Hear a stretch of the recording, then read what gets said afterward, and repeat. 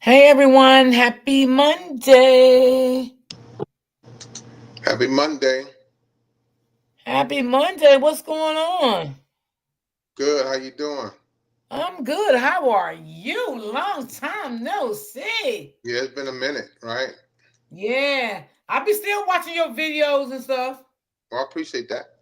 Yeah, I be watching them. You know you bring some good content, even I on do my Facebook. best. No, you're doing great. You're doing great. Keep it up. Thank you, I want D. I you to appreciate that. keep it up. You're doing good. You really doing good. You came a long way. And I Yeah. mean your words are very inspiring. The things you are teaching people is very inspiring, even on YouTube, Facebook, your TikTok. I mean, you are really growing. You are really growing, and keep going because God got more for you. Yep. I'm gonna keep going for sure. Yes, and you know you're helping a lot of people, whether they want the help or not. You're Right. doing it. Yeah. You know, because a lot of people don't want the help, but whether they They want it or don't. not, oh no, they don't want it. They be like, oh yeah, can you help me with this? Can you help me with that? Then as soon as you help them, it's something different. Something different. Any? Yeah. Exactly. hmm But that tells you you're doing something right, and you keep on doing what you do, no matter if they want your help or not. You keep doing you.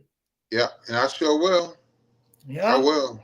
Hello, everybody in the chat. Happy Monday to everyone. I hope everyone had a good weekend. I did. I tried to anyway. Yeah. So a lot of people, right? They want to know about narcissistic families, the dynamic Mm-hmm. of narcissistic families, siblings, mothers, fathers.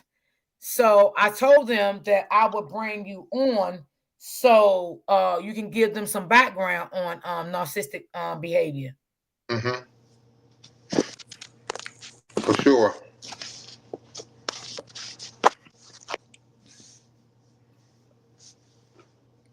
Can you hear me, D? Yeah, I can hear you. Okay.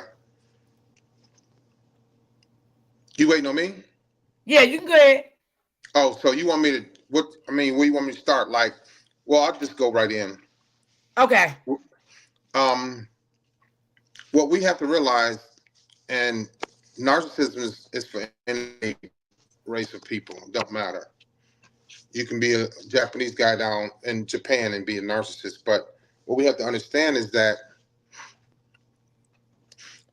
for me, numbers that I deal with, my dad, my father, my grandfather, my dad's father probably passed away.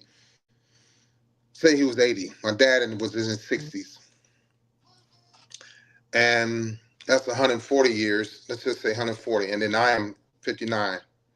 Let's say 199 years of not being treated, not getting any help, not talking about PTSD, not talking about slavery, not talking about mental health. 100 and let's say 150 years of not even discussing and not getting any help. The family dynamics is the genes are passed down. The hurt is passed down, the trauma is passed down, the drama is passed down, and then nobody stops and says, "Wait, let me stop this from going any further. Let me stop this generational curse, whatever you want to call it." And so I became that person that enrolled in therapy. I didn't do it on my own. No, I was told to go into therapy because I was in the Navy getting my retirement physical, and we are held accountable in the military, whether it's for narcissistic personality disorder, mood disorder, PTSD, or anger management, domestic violence. We have to go to classes, we have to go to courses, we have to go to therapy.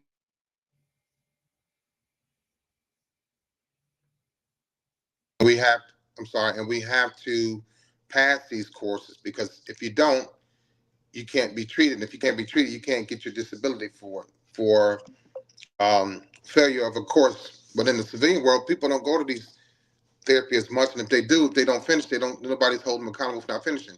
But to my point, you have men and women walk around here that have a gene in them or DNA or genetics passed down from their great grandparents of people that have not gotten help. Black people are known for not going to therapy, specifically black men. It's taboo. Or I'll just fight it through, or I'll just toughen it up. You know, for me as a child, I was told to suck it up and don't cry. Man up. You know, don't cry. Crying is for sissies. Crying is for girls. What's wrong with you, little punk? That type of stuff. And so the family dynamics with narcissism and of course us being arrogant and self-centered and conceited and cocky and overbearing and rude and disrespectful. You see it on YouTube. You see it on social media all the time. Black Mm-hmm. men are putting black men down. Black men are putting black women down. And then you see these panels of men and black women up there arguing with each other, and they never come away with anything. They got a big crowd, people paying money to see them, but they never come away with anything. But oh man, that was cold. What he said. Oh, she put you down, and it just goes on and on and on and on. For instance, I'm gonna tell you this, D. Can you hear me? Mm-hmm. Yeah, I can hear This is gonna be funny, you. but it's gonna be Okay. but it's gonna be so real. Have you ever seen white fraternities stepping on social? Have you ever seen them? No, Probably not. And I'm no. not knocking fraternities, but we pledge and we step and we celebrate and we show our colors. Those are Greek colors. Those are not even our colors. But you got the Qs, you got the Deltas, you got the AKAs, you got the Alphas, you got the Zetas, you got everybody. Fine. If you want to be in a fraternity, that's fine. I was in one. I was a Mason, but I got out of it. But the thing is, we do a lot of things for attention. We do a lot of things for um, grandiose reasons. We do a lot of Mm-hmm. things because we're cocky, we're self-centered, and we want people to pay attention to us. But the black community is probably the most undisciplined race in the world. You don't see Asian people flaunting their jewelry. You see some, but not a lot. You don't see them flaunting their big tires, their big cars. You don't see them flaunting their big houses. You don't see any of that. We're the only race that, and we're the only race that spend all this money on other people's stuff. So going back to my Okay. point, the dynamics of the narcissism in the family, we want to be seen, we want to be heard, we want to be recognized, we want to have the most money, the biggest cars, the biggest tires, we want to be the most sexual, we want to have the most women. I got more credit and more recognition when I had more women. When I didn't have more women, when I don't have women now, people say, "What's wrong with you? You gay? What's wrong, Leon? You depressed?" And then I have black male friends that don't follow me. They tell me to my face that I've been known for 50 plus years. Man, I don't watch your videos. I don't follow you. And it used to bother me, but you know what? Now it doesn't. Because I know they can't handle seeing themselves in me. I know who Facts. they There are. you go. Facts, Yeah, Leon. I know who they are. I know why they do what they do. And all of them married. And if their wife was to ever do the thing that they knew that they do, or the thing, or knew that they were doing what they were doing, those men could not handle it emotionally if she walks away. Could not Mm-hmm. handle it. Mm-hmm. So the dynamics in the relationship, the dynamics in the families for narcissistic personality disorder and mood disorder is widespread because we never take care of it. We never get help. First thing a man want to do when we get tired of our wife is go get a divorce, go cheat, go smoke some weed, go watch porn. Instead of sitting down with her or sitting down with your uncle or your grandfather and talk things out. Young boys, young black boys don't listen to black men nowadays. They don't. Young black girls, all they want to do for the most part is smoke weed and get their um, edges done, right? And pop their lips and wear those big eyelashes. They don't talk about, okay, so look at social media now. All the black people are talking about Elon Musk doing the swat the the German salute, whatever they call it, right? They talk about it all day long. How often do you hear black people talking about the black kids that were called geniuses? They don't talk about it. No. But we'll talk about Elon Musk doing a Nazi salute. We'll talk about Trump getting rid of DEI. We'll talk about how Kamala Harris failed, how they don't like her, how she incarcerated black men. We'll talk about all the negativity. We thrive in negativity. We don't thrive in positivity. We don't talk about the black kids that are geniuses. We don't even talk about the black man that created the drone that is selling for millions and millions and millions of dollars now, that's helping the military out. We don't talk about stuff like that. We don't talk about the black man that created the super soaker, the bicycle. We don't talk about those things. We don't. We talk about black women. We talk about how they getting BBLs. We talk about their big eyelashes. We don't help our black women out. We put them down all the time. That's true. That is so true. Hold on. All the time. I And agree. we don't get any help when it's needed. We push the help away.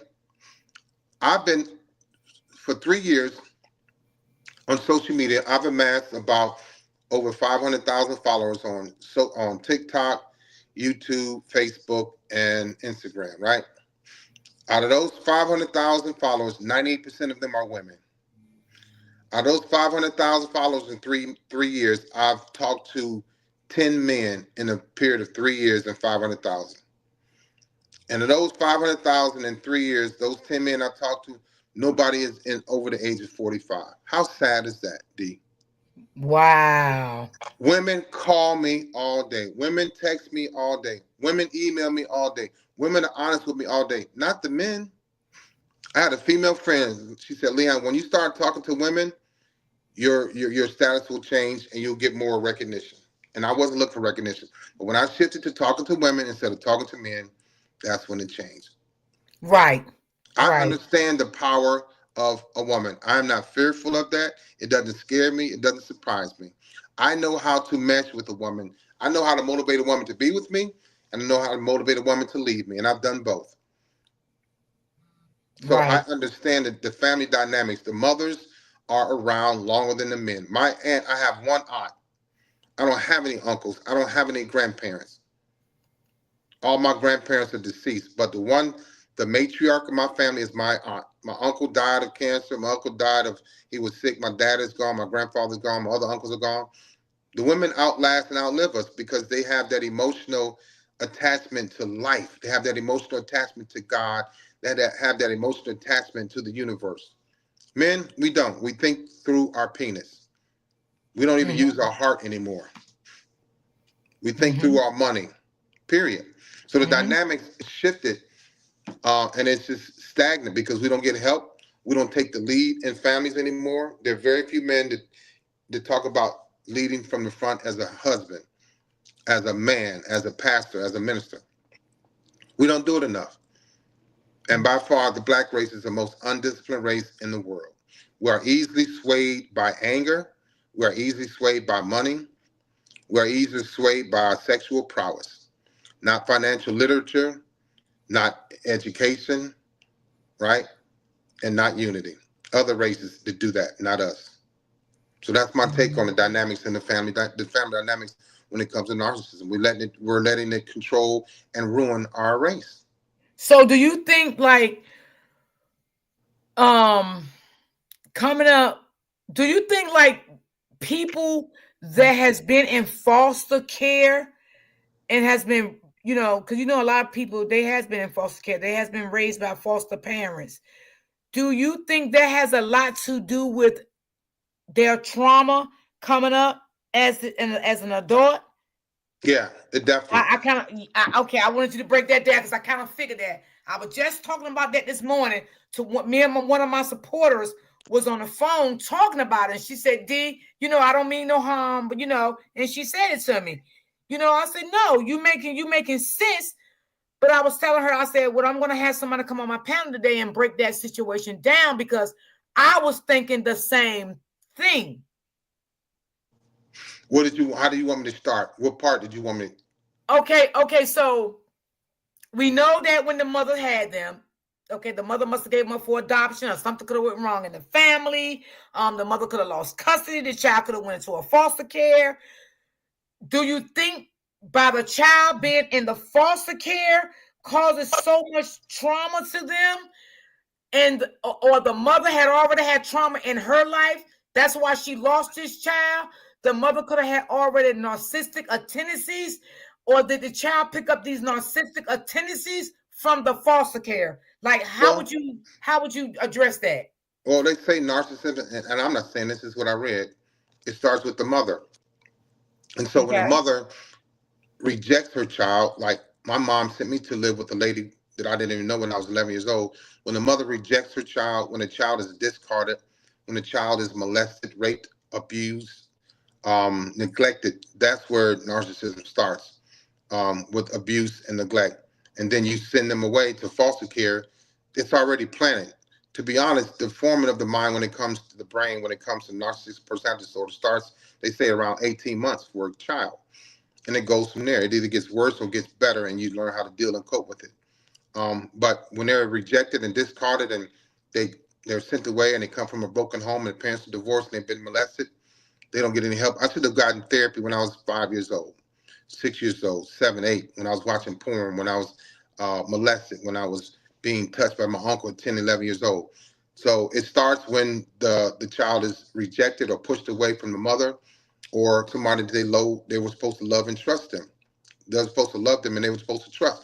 When they lose that in people, that's when the narcissism starts. It's not just going into a foster home and all of a sudden they turn you into that. No, it happened when you lost the love and the genuineness from a solid family and a solid foundation, and the spirituality wasn't there. That's what happened to me.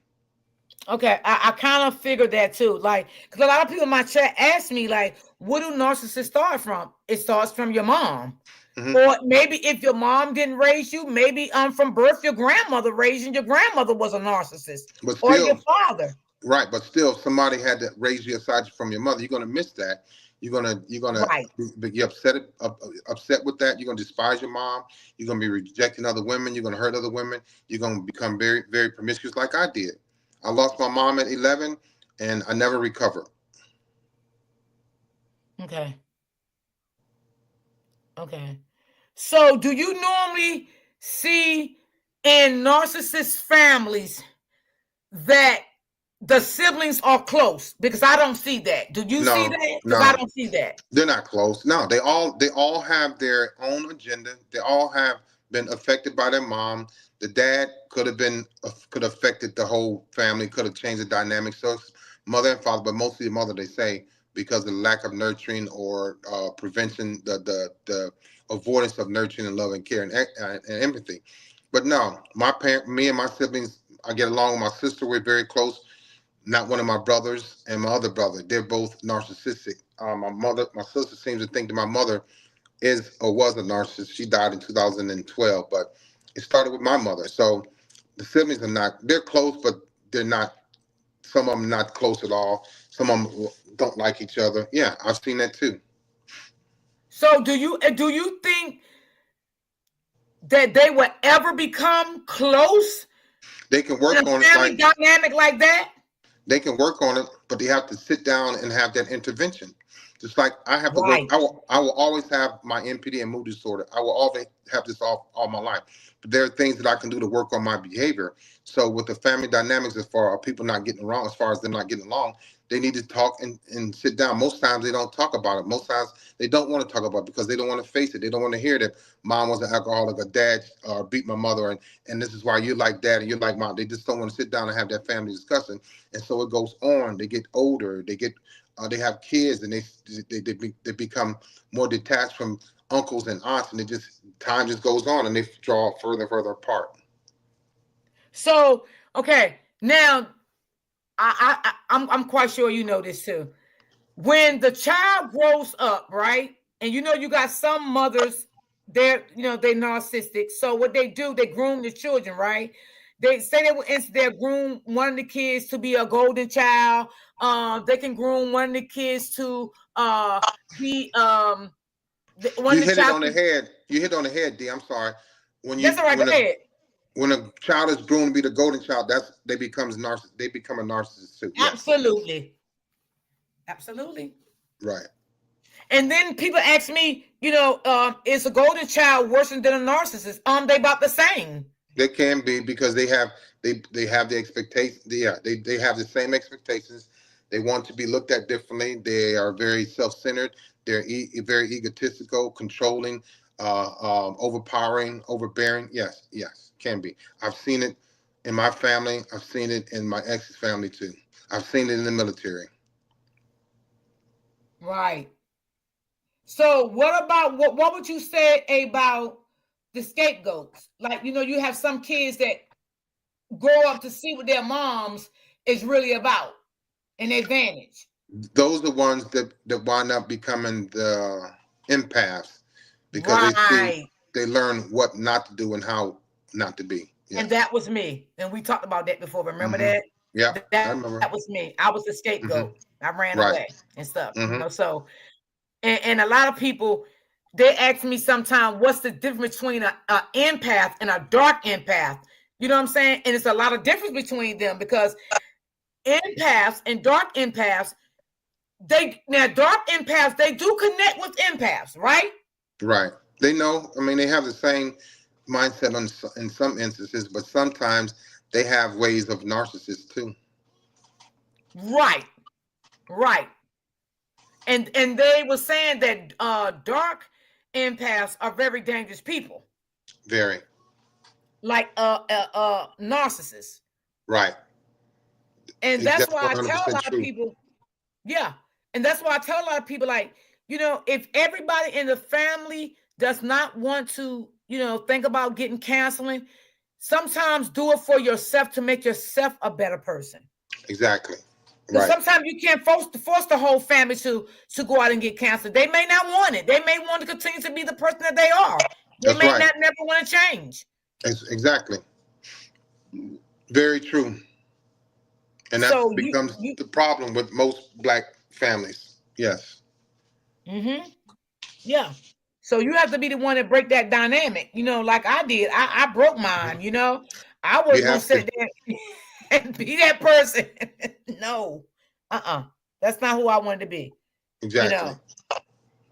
And it's sad when siblings get to a certain age and the counselor have not been there because sometimes it never gets better. It get worse over years. Worse over the years. That's right. It gets worse over the years. And as they get older, their looks fade, hair fall out, losing teeth, gain weight. They get worse because they become angry about who they are not anymore. You're right. You're correct. Yeah. And they're going to rages, and I mean and then the kids started picking up the behavior, and then some of the narcissist parents, they started grooming the children. Don't talk to your uncle, don't talk to your auntie, say this to Right. your uncle, say this to your auntie. It's like they're grooming it because that's what they do. They groom the kids at a young age. Exactly. Yeah. They sure do. And it's Guaranteed. sad. Grooming at a young age, even directly or indirectly. Yes. Hmm. Yeah. And it's so sad. And that's what And I happened to see me. this. Really? Yeah. Hmm. With Wow. my mom, my parents divorced. Well, being molested at 5, watching porn at 7, uncle touched me at 10, parents divorced at 12. I was done.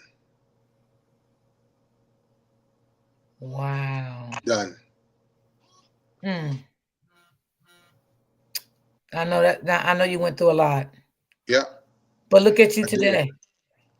Yeah, I Look, made it. look, yeah, look at you today. I made it That's through. because you got tired of being hurt. You got tired of hurting people.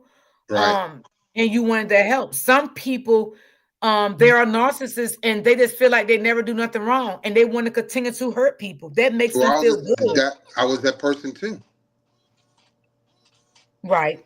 You There's you a did lot say of that, there's a lot of levels to me, but now the levels to me are the ones that I show you what I want to help people with. right? Right. Right.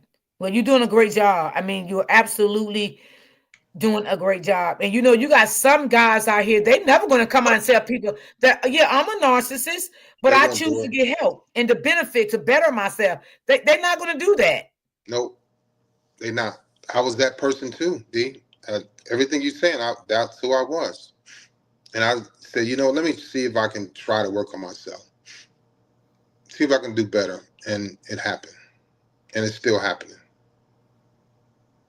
And look at you now. You got books out.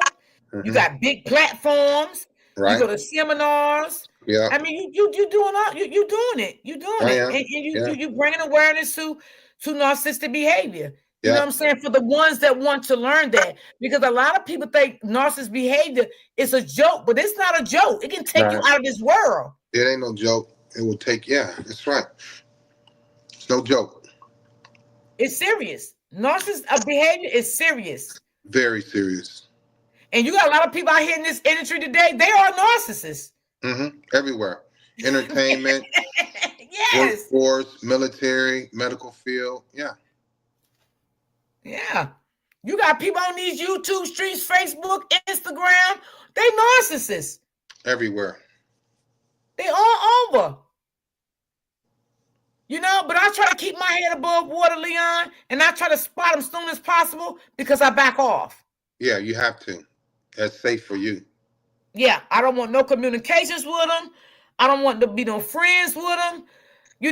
And being that I am an empath, it's like my red flag already stay high because you know Hmm. how empaths is. Our red Hmm. flag already stay high as hell anyway. So it's Right. like if you even start saying crazy shit to me, I'ma run.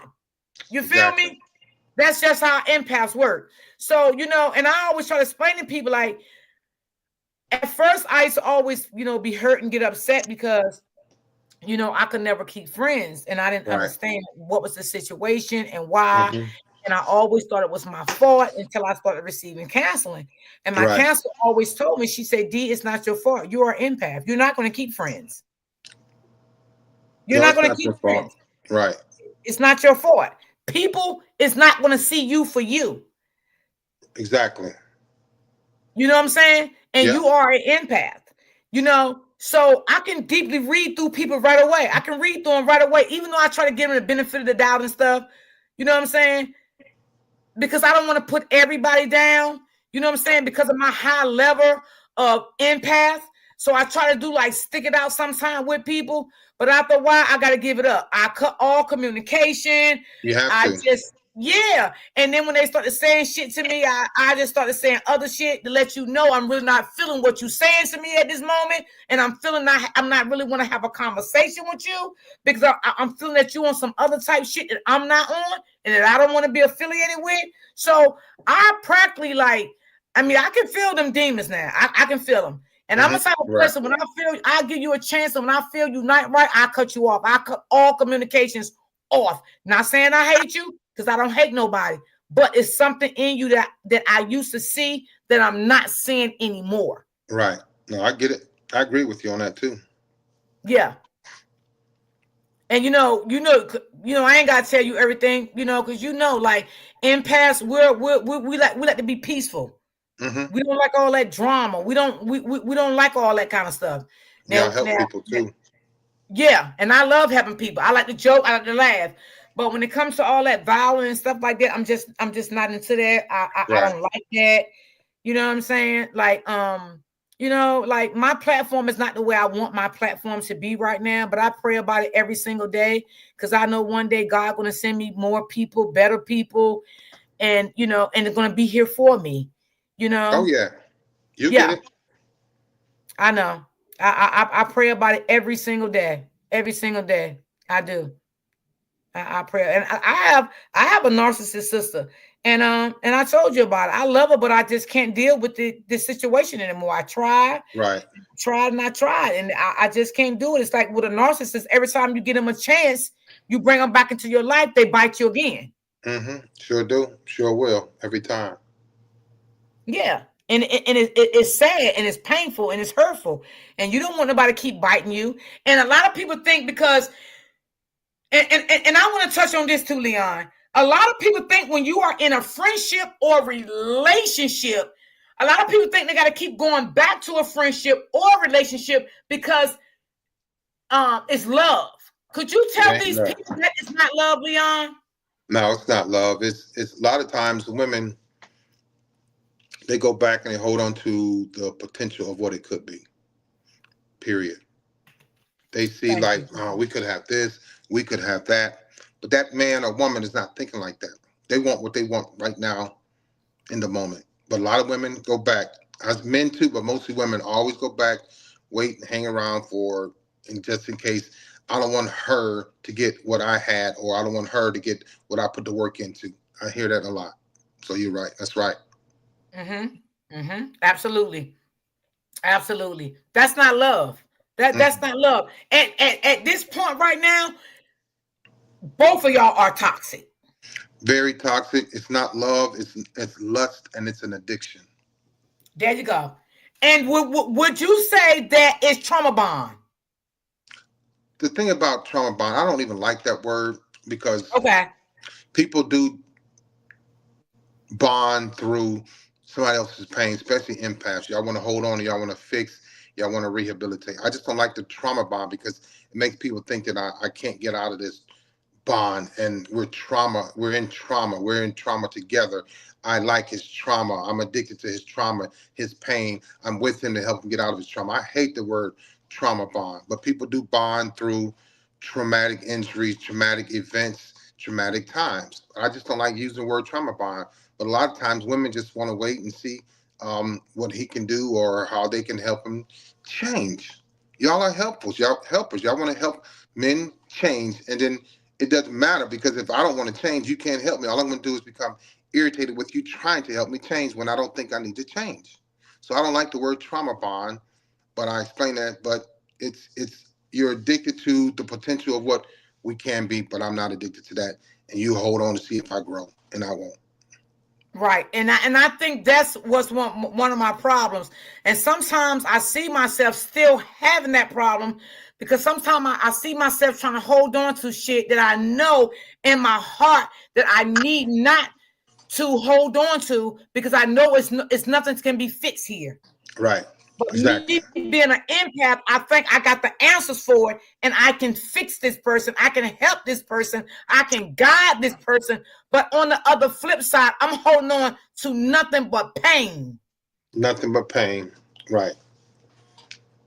That's it. So, And that's all you're holding on to. And then the problem with that is that you're strong enough to do it, not me. right, And then you'll help yourself through it, but you'll help me through it even more. right, right, right. And we'll keep saying it's gonna be okay. It's gonna be There you go. okay. You know, you got this. I'm here for you. But the whole time, us being an empath, we're really hurting ourselves deeply inside. All the time. All the time. Because you know why? Us as empath, we see potentials in people that they don't even see in their self because they don't care about their self. You see it first and foremost. And then you know what you do? I only have a few more minutes, D. I got another phone call. But Okay. you see it first and foremost. And then what you do, you hold on to it. Develop a vision. Then you develop a way ahead. And now you got a plan. And you still hanging on to that person that you're trying to fix. Yes. So empaths have a clear vision, the way ahead, and then y'all develop a plan. Okay, let's do this. We can do this. You know how many women I talk to that date men in prison and have waited, and I kid you not, one woman waited 8 years, didn't even have sex, and he got out. He abused her. Another woman got this man out. She waited for him for 11 years, got out. He took her money. She put him in the house, and he left her. Mm, I mm. asked her, I said, did you? She said, nope, I didn't have sex for 7 years, and I waited on him. I said, I don't know what to call that. I don't even want to call it. I'm leave that alone, D. I'm not gonna give it a name because it's probably embarrassing, but they'll say it. Yeah, I waited for 7 years. I said, well, you didn't. Nope, didn't have sex, and he was in jail. Yeah, and he got out, and they did the same thing to her that he did to the woman that sent him to jail. Wow. I Wow. in the last 4 years that I've been doing this, almost 4 years, I probably talked to four women that were pen pals for on an average of 10 years, waiting on the man to get out of prison. One woman fought and fought and fought for this man and helped him win his case, helped him overturn his murder case, and got out. And he abused her, talked to her dirty, put her down, took her money, and left her. Oh, wow. That is sad. Very. Now, I'm gonna be honest with you, Leon. I'm not dating no man in jail. I'm gonna be Right. honest. I'm not Yeah. doing that. You know, because these men will sell you dreams in jail. That's just Hmm. they only want to use you because they're in jail. They need you. Right. Once they get out, you mean nothing to them. Yeah. That's right. That's right. So you got to be careful. You just really got to be careful. You know, because everybody ain't who they say they are. I'm gonna tell you that now. Not even Not, close. Mm-mm. They're not who they say they are. So you just got to be careful, what you do, how you do it, and who you talk to and stuff like that, how you move. You just got to be careful everything you do out here in life. Because, You got to take notes. You got to pay attention to patterns too. and thank you, Leon. I said that, Leon. I said, I pay attention to patterns. I pay attention to what you show me with your actions. And I pay attention to what you do to others. I'm gonna tell you something. Yeah, and I'm gonna tell you something. You're gonna laugh at this. You're not gonna like it, but you're gonna laugh. But it's the truth, and you've done it to yourself. I could lie to your face, and you go, Leon, I know you're lying, and I go, I know, baby, I'm sorry. Give you a hug and kiss, and you will forgive me. Absolutely. Absolutely. And you know what is worse about that? I can lie to you about another woman, and you will know about that woman, and you will forgive me, and you will turn around and cook me a full course meal, and then have sex with me. Absolutely. I've been there, Leon. I know you I've been have. there with a narcissist. I I've know. been there because of who I was as an empath, try to stick it with him, make things right, thinking he would change. And Hmm. and and God knows I didn't even know he was a narcissist at the time. You know what I'm saying? This man just kept doing the same thing repeatedly, and I was forgiving him, saying everything gonna be okay, babe. We're gonna work this out, things gonna get better. But he knew in his heart he was a sick ass man. He knew he didn't love me. Okay, he was done with it. Okay, but he wanted to keep me around just to have me around, but he still wanted to do what he wanted to do. Hmm. Exactly. And he know I had a good heart. Yeah, that's right. And the same thing I tell people, Leon, the same way narcissist men do you, narcissist friends would do the same thing. They keep you around for something, for a benefit. It's That's right. something. That's right. They will keep you around. Sure Yeah. will. I mean, narcissists are the same, whether it's a woman or a man, whether you're in a relationship, whether it's a friendship, they all do the same shit. Same thing. Same thing. And people always say, "Oh, she's a very nice person. I really like her. She's cool. She this." And those are the same ones that cut your throat. Deep. That's right. Sure will. Okay? Same ones. You got to be careful. I watch actions. I pay attention to behavior. I pay attention to all that. Because if you've done something to somebody else over and over repeatedly, I got to ask myself, well, damn, I can't put myself in that because they'll do me the same way. Same way, without a doubt. And Without don't a be saying, pause. oh, well, the only reason I did this because they did this. The only reason I said that because they said that. Sometimes it's a repeated cycle, no matter what, how it was said and how it was done. It's Repeated, everybody should be smart enough to know a repeated cycle when they see one. repeated, and vicious. Thank you. Period. Period.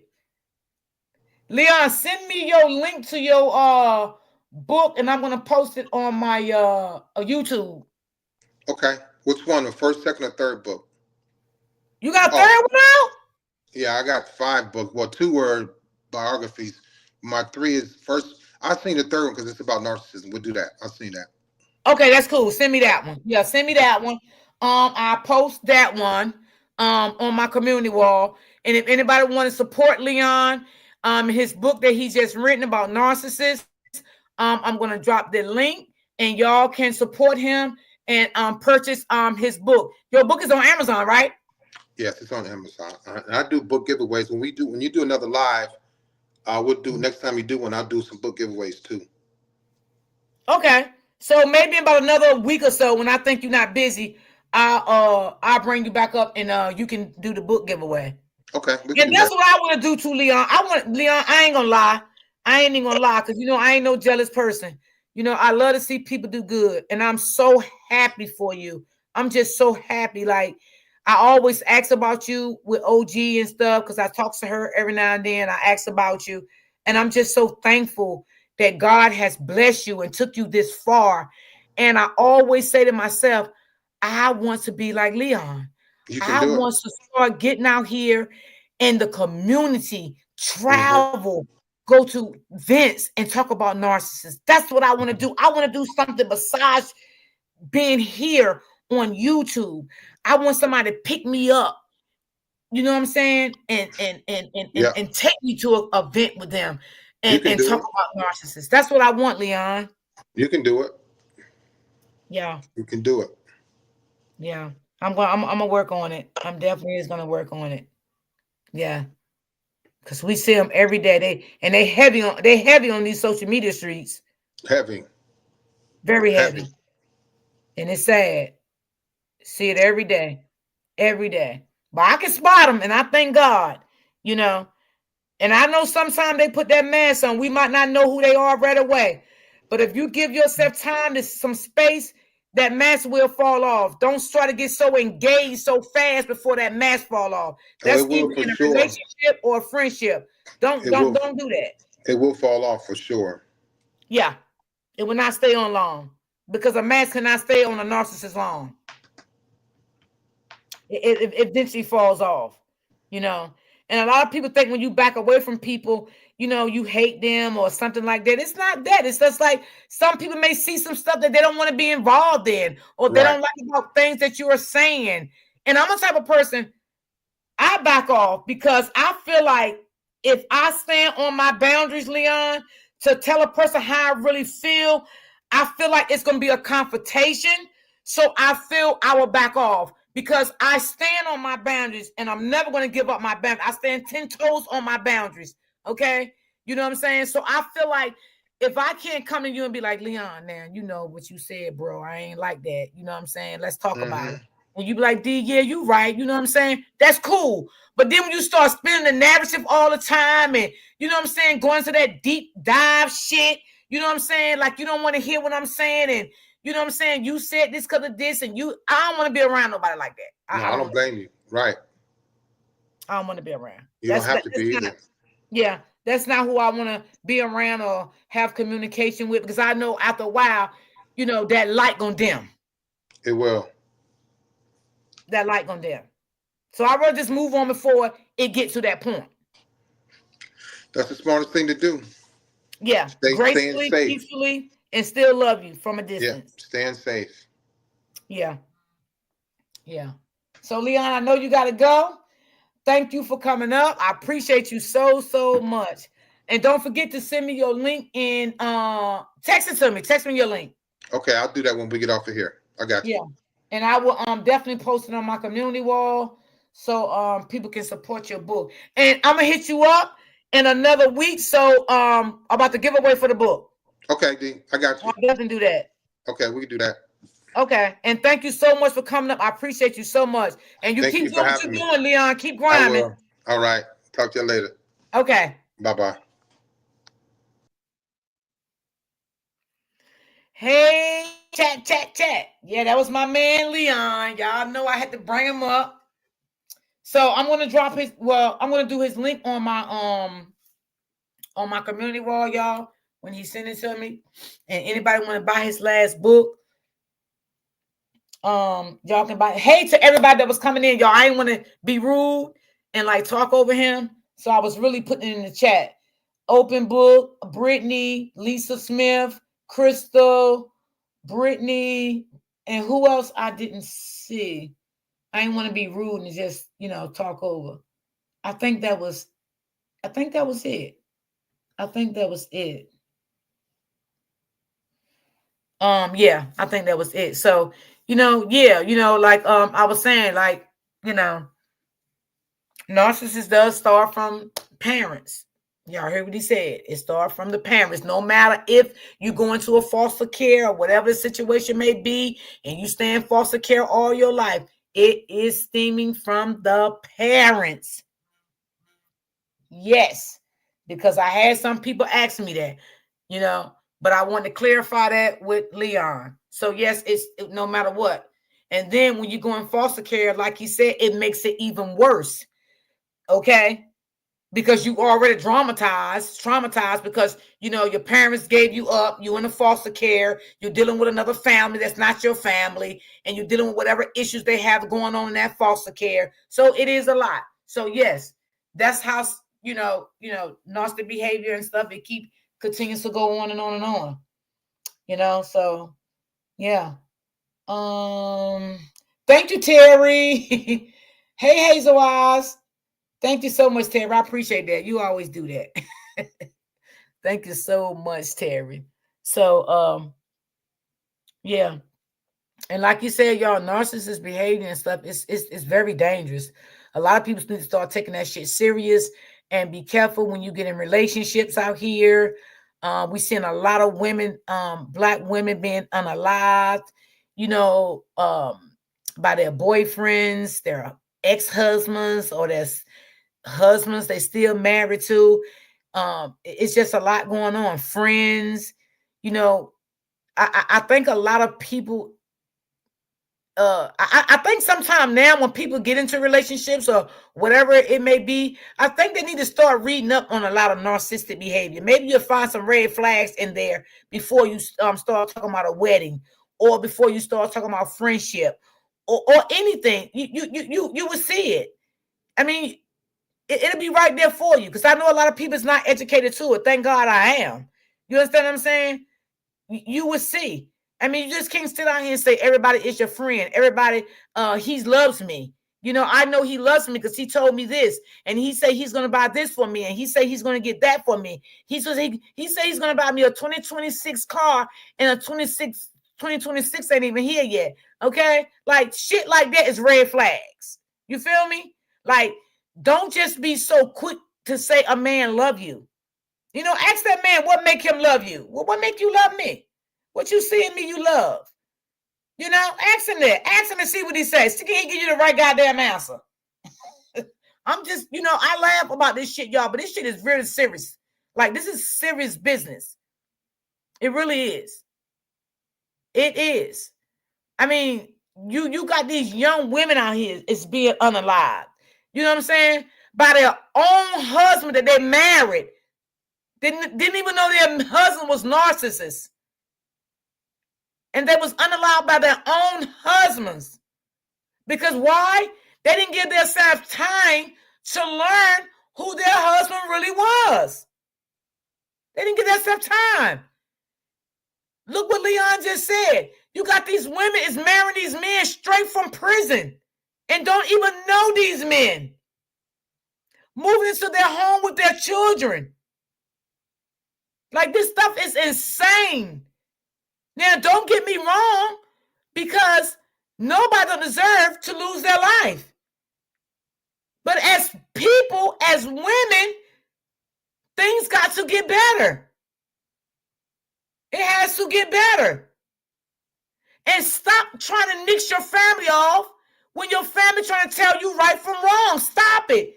Your family could save you. I know shared a lot of stories how I just said another story. I think that was Friday or Thursday, one of those days last week.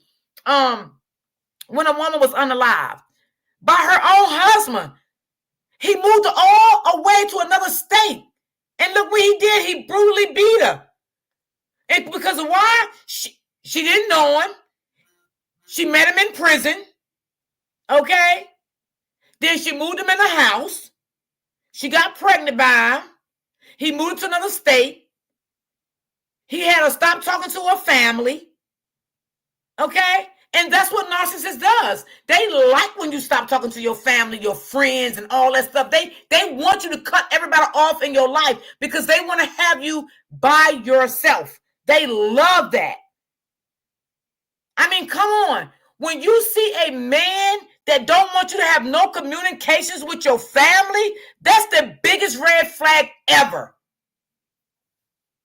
Okay? That's the biggest red flag ever.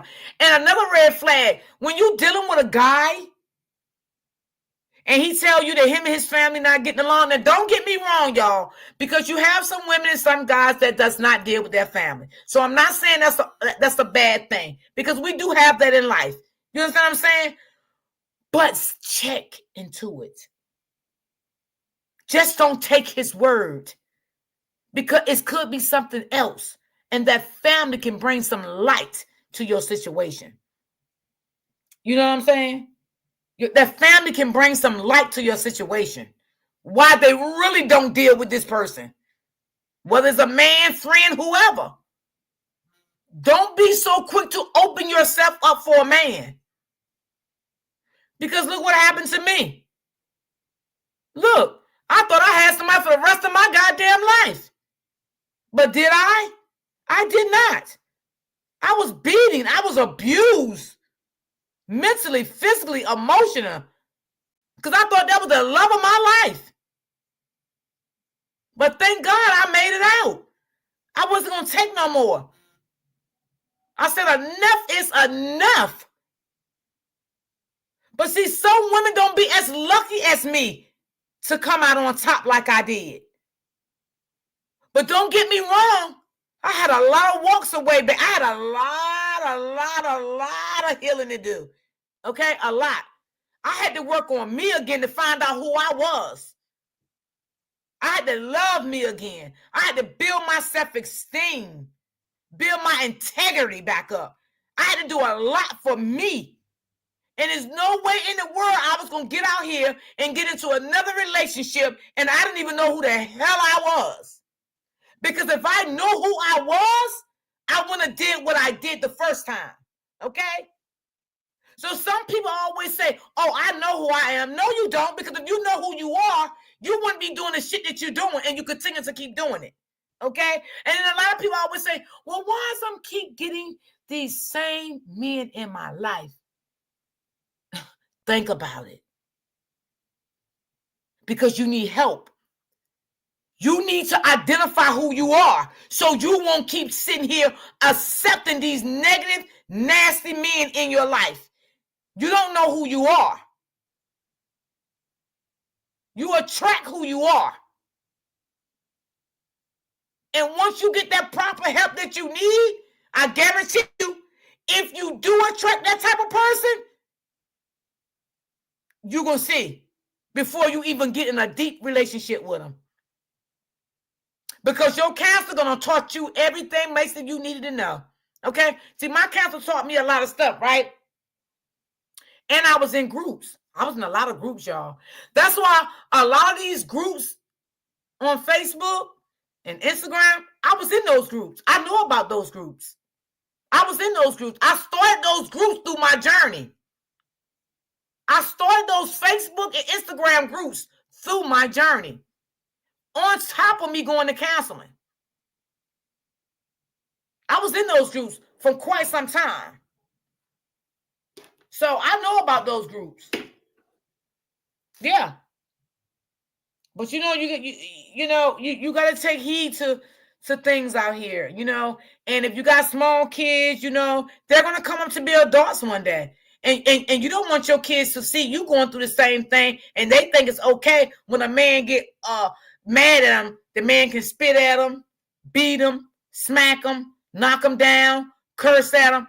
Because why? That's what they seeing their father or the boyfriend doing to you. So they think it's okay for this man to do it to them. That's not what you want your daughters to see. You don't want your daughters to see that. It's sad. That's not what you want your kids to see. Let me tell you something. Narcissists are coming. It's more and more and more popular every single day. Every day. Every day. Okay? I never knew what that word was until what happened to me. I never even heard of that word before, to be honest. Never. When she said to me, I'm like, what? What is that? And she started teaching me everything. I didn't know what it was. I never even heard of it. After that, I started hearing that shit popular more and more and more and more and more. Yeah. So, we just got to be careful, like I said again, like who we bring in our life around our children, around your grandchildren, you know what I'm saying? Being friends with people, even at your job, whatever. You just got to be careful. And sometimes, y'all, don't get it twisted. We want to see good in people, especially us as empaths. We want to see good in people. That's how we are as empaths. We want to see good in people. We don't want to see bad in people. And that's where we go wrong at. That's what we go wrong at. Y'all heard him. Y'all heard him on the panel say it today. Because we don't want to see bad in people. We want to see good in them. But we never going to see good in them. Once we see that red flag, we got to go. We got to go. I've had that in my life. You know, I want to see good in people. You know, I don't want to turn everybody away because, you know, I want to give everybody a chance. And every time I gave somebody a damn chance, what happened? I was struck. I was struck because I gave them a chance. So now, I'm to a point now, I walk away. I walk away peacefully, quietly, and that's it. I don't, y'all know me. I don't like, you know, I don't like all that bashing. I ain't with all that kind of stuff like that. Yeah. I just, now if you caught me back in the day, yeah, but I don't like that. It don't make you feel good. So I just like to, you know, do things humble and respectfully and just walk away. You understand what I'm saying? Because us as empath, we like to see good in people. And when people portray us in a way like we try to see good in them and we stuck by them. Say, for instance, if I try to be good to a person, right? And I knew that they wasn't for me, but I still want to stick with them, right? And I done stuck with them for a year, right? And after that year, they turned around and cut me dead in my back. That's painful. That's what I'm talking about. Because the red flag was already there. I knew I should have been walked away, but I still tried to see good in that person. That's what we does as empaths. That's what we does. We do that because we still want to see good in people. You know, so we just got to be careful. But I do got a video that I want to play for y'all. Okay, y'all, I really do. And this is exactly what I was talking to, me and Leon was talking about today. I mean, we got to be careful about, wait a minute. I don't think this is the one. No, it's not. I don't know why this always do this to me. It always get me like this. So what in the world? Let me see, can I find it? I think she met this guy, y'all.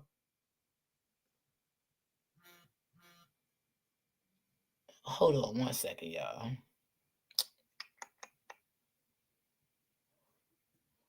I don't know, y'all. I'm just like to be peaceful. I guess I just like to be a peaceful person. But yeah, we don't want our kids to, you know, grow up with violence and stuff like that. We don't want that for our children. And you know, children they they start seeing their mother, get abused and they be running around the house crying and screaming. That is just so heartbreaking. We don't want to see, the kids doing that, the kids got to see you running around screaming, crying, hollering out for help. You know, I don't want to see no kid like that. I don't. I really don't. Y'all know how I feel about the kids, so I don't like stuff like that. So that's why I say sometimes you got to be careful. Just please be careful who you date. Be careful. Like keep your eyes on the prize. Stop looking at what he can give you and what he's doing for you. Don't look at that. Look at your doggone children. That's what you look at. Look at your children and tell your kids, I love you, baby, and I'm your protector. I'm going to protect you. So before I get into this relationship right here, I got to see what's good with this relationship. That's what you say. And you keep telling yourself, I love myself. I love my child. I love my children. So I'm going to protect you. Okay? That's what you tell yourself. Mm-hmm. I think, let me see them. All right, let me see. You tell yourself that, you'll be fine. All right, I'm trying to see which one that I'm looking for here. I think I got it here. Yeah, always make sure that you protect your children. Your kids, you are your kids' protectors. You know what I'm saying? You are your kids' protectors. Let me see. Let's see, can I find it? I had it up here. I don't know why every time I put something up in there, it don't be up here when I go back for it. Like, tell me what is that about? Um, Let me see.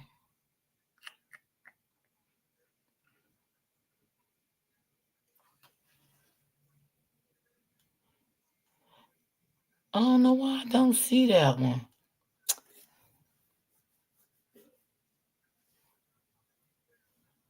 Hmm. Well,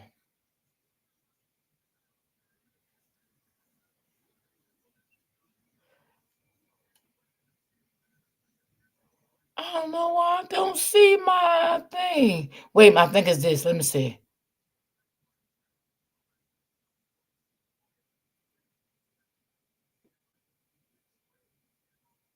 Hmm. Okay, here we go. Right here. Okay, hold on, y'all. Let me see.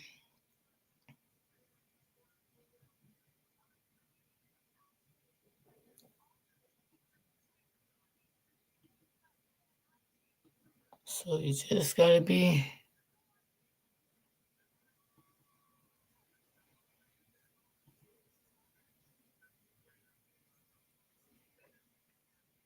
Okay, I think this is it right here, y'all. Hold on. Mothers do not predict. On the morning of December 11th, Let me know 2023, if y'all can a man hear would it. visit his brother's apartment complex in Las Vegas to just check in on him. What he found instead was 5 bodies of a mother, his brother, and 3 children, all bloody with several gunshot wounds. Soon after, the Las Vegas Metropolitan Police were called to the To 7500 the one block if y'all can of hear it. Oso Blanco Road near Durango Drive If you and can, soon you gotta put your confirmed that headphones these were the on. bodies of a family. The woman was Shannara Patterson, a Thank you, 34 year Joanne. old mother and Hey, her Kim 3 children, Jones, where you been? I aged ain't seen you in a 6 to while. 14, and the man Hey, was love Marvin me. Patterson, their father. In a tragic twist, this entire family was gone in one night because of a man's selfish decision. This case forces us to question our own instincts, the people we allow into our lives, and how well we truly know them. Before we get That's what I into was our just story, saying. we would love to extend our deepest condolences to the family and friends of Shannara Patterson. Also, we would like to take this crime case as a close reminder to everyone to be careful with who we trust. Born on Absolutely. December 10th, 1989, in Long Beach, California, Shannara Patterson, also called Nara by her friends and family, was a 34-year-old woman living in Las Vegas, Nevada. She lived as a wife and the mother of 3 wonderful children: 14-year-old Keziah Cohn, who was born on October 6, 2009, 6-year-old Zamira Patterson, born on September 12, 2017, and 11-year-old Derek Jr., mostly known as DJ, who was born on December 6, 2012. Keziah was called Zaya, and Zamira was called Duty by family and friends. Her husband, Marvin Patterson, was her second partner, and only the father of 2 of her children, but despite that, the family seemed like a complete one. From the outside, they were a loving couple living a humble and happy life, often seen together in public and indoors making videos together. Generally, they had the perfect blended family. However, in a shocking discovery, this was not, in fact, the case at all. Shannara and Marvin Ray Patterson fell in love and tied the knot in Las Vegas in May 2019. They even created a wedding website for their guests to make reservations. In the Our Love Story section of the website, Shannara thanked God for sending her a partner who appreciated, loved her, and never belittled her. She goes on to mention that she would never take Marvin for granted.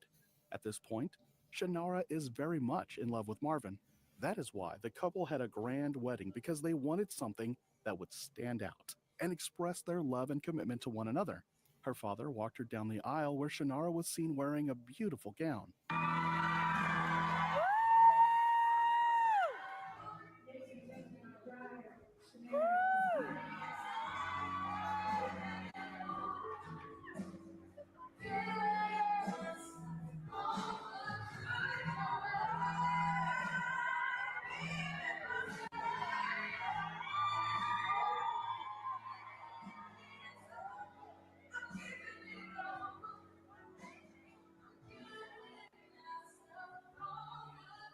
to her outfits and I just want to especially get her rid of the music. hairstyles.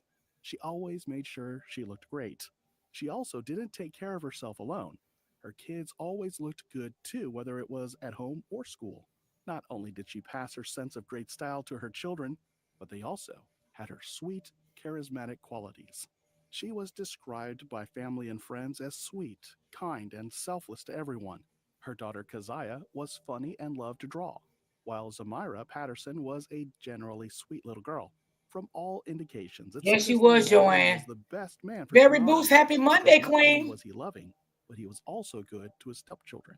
There were also no records of previous misconduct whatsoever to indicate he was a man to be wary about.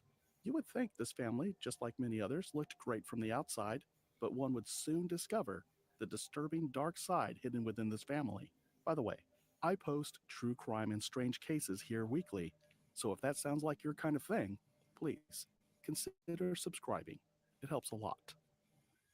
Due to the gravity of the accusations and the age of the victims, safety of the community. However, Marvin did not have the $100,000 to pay bail, so he spent 2 months in jail awaiting his hearing. This was a man who had a family of five. Obviously, he did not have $100,000 saved anywhere. At this point, Marvin was singing his innocence everywhere, so Brett Whipple, his attorney, filed a request to lower his client's bail. The request for a reasonable bail was presented to Judge Diana Sullivan, who was the real presiding judge over the case on December 15th, 2022. The motion argued that the initial $100,000 bail was unaffordable for Patterson and that a reasonable bail along with release upon conditions would be much appreciated. He further claimed that Marvin wasn't a flight risk because he had submitted his passport. Although it was never confirmed whether he did commit these crimes or not because he was late when court documents were first reviewed, the motion submitted by Marvin's legal team argued that there was little evidence from the state. They even said that the charges of and kidnapping against Patterson had little supporting evidence. Additionally, several people testified about his character, including his brother, his wife, China, his former girlfriend, and his son. According to court records, his brother was present at the December 15th hearing to reduce his bail. These were all still an attempt to reduce the $100,000 bail to $10,000. Eventually, the judge reduced Patterson's bail to $10,000, even though the conditions of his release remained unchanged. Patterson managed to pay the bail and was released. He was placed under house arrest with a tracking device used to monitor his whereabouts. Now remember, he had a 14-year-old stepdaughter that meant he would have to live in a separate building from his current family. This was the worst decision that could have been made in this situation. What nobody knew, including Shannara and Marvin's brother, was that he was a monster who only a few months later would commit the most heinous crime against Shannara, his 3 children, and then himself. When Marvin arrived home, after paying $10,000 bail, he would find himself facing an increase in family expenses. Given that the average cost of a rented apartment in Las Vegas as of 2023 was $1,104 per month in some affordable areas, while other areas have much higher prices with an average rent around $1,472 per month. Now, in November, Shannara had been evicted from the home she had temporarily rented, so she moved back in with Marvin along with their kids. Since he was the man she loved and she believed in his innocence, she did not think Marvin was capable of inflicting harm on her, let alone the children. She did this completely ignoring the fact that the same man was on restrictions from being anywhere near children below 18 years old. Almost exactly a year after facing court on December 11th, 2023, a day after Shannara celebrated her birthday and turned 34, the Las Vegas Metropolitan Police Department received a panic call from Marvin's brother Jason. A warning, the following audio may be hard to hear. They're all gone. I need the police. I don't know who it is to come. You need They're all police gone. or medical? I need medical. I hear one of the kids, they're breathing. They're trying to breathe. Marvin Patterson's brother, frantic, around 10 a.m. December 11th. He says Marvin texted him, overwhelmed. Then he kicked down the apartment door to see the tragedy within. I saw my nieces, his nephews, I think they're gone. And then he was in the bed with his wife, and they're deceased as well. The property manager also calling police. One of the children's gasping. They look like they've all been shot in the back of the head. The two adults are dead in the bed. Okay. And do they have gunshot wounds too? Fire medical service. Yes. Okay. Do not hang up. Gunshot wounds and blood coming out their ears. He called to report the bloodied bodies he saw in Marvin's apartment. The night before the incident, Marvin had told his brother that he was getting evicted and his car was going to get repossessed. Jason had decided to check up on his brother the following day, only to find an extremely traumatizing image in front of him. Shannara, Zaya, Duty, DJ, and himself had all been shot by Marvin, who turned the gun on himself last. However, even with the panicking, he realized only DJ was breathing faintly, so he immediately called 911, requesting an ambulance and medical aid to save DJ. Sadly, Shannara and her daughters were pronounced dead immediately, but DJ was able to survive after being rushed to UMC, University Medical Center. DJ not only sustained physical injuries, but has been emotionally and mentally scarred due to this incident. This case leaves many questions and emotional trauma, leaving people to question why he wasn't kept in jail. What could have possibly prompted this murderous nature, and did anybody have any idea of the kind of man Marvin was before this incident? Marvin may have been feeling some signs of depression and frustration towards how his life was going, which may have been why he took it out on his family and on himself in the end. In the heat of the moment, many close relatives and friends of Shannara expressed their opinions, saying he should never have been let out of jail, implying that he should have remained there for the safety of not only the family, but for the general society at large. Several activists also criticized the judge who reduced his bail to only $10,000, stating that he would still be in jail if it was still $100,000. We need to sit down and we need to have a conversation. We need to talk with Metro. We need to talk with the individuals that are working in the judicial system. We need to hold this judge accountable and understand why she did what she did, and how do we make sure that that does not happen again. Struggling to keep customers happy? Absolutely. He should have never, ever been able to come home. Reach Like, customers that at was the right sad. The truth is that many people came around to speak on his behalf to convince the judge that he was a good person. Jasmine Lee, who is the founder of a charity that provides support for murdered people of color, was shocked when she saw Marvin's charges. She called his release a slap in the face to victims. Demanding accountability from the court, she wondered why he was released when he was facing serious child abuse allegations. Marvin's case regarding the assault would have been taken to trial in April 2024, but in December 2023, he decided to take the lives of his wife, children, and himself. In an utterly disgusting manner, he did not spare anyone, even his biological daughter. Instead, he wanted his family to leave the world with him. The funeral of Shannara Patterson and her two daughters was a heart-wrenching event that brought together a grieving community in Las Vegas. The tragedy that claimed their lives left many in shock and mourning, with the funeral serving as a moment for loved ones to pay their respects and say their final goodbyes. The event was a blend of sorrow and reflection, with heartfelt tributes pouring in from those who knew them best. This is so sad, y'all. Oh my God. This is sad. Beautiful family. Beautiful. Wow. Mm. Wow. Just promise you'll stay with me and guide me through this storm. I love you all so dearly, and I'll keep your names alive. I love you, my three favorite people, Long Live Nera, Doobie, and Zai.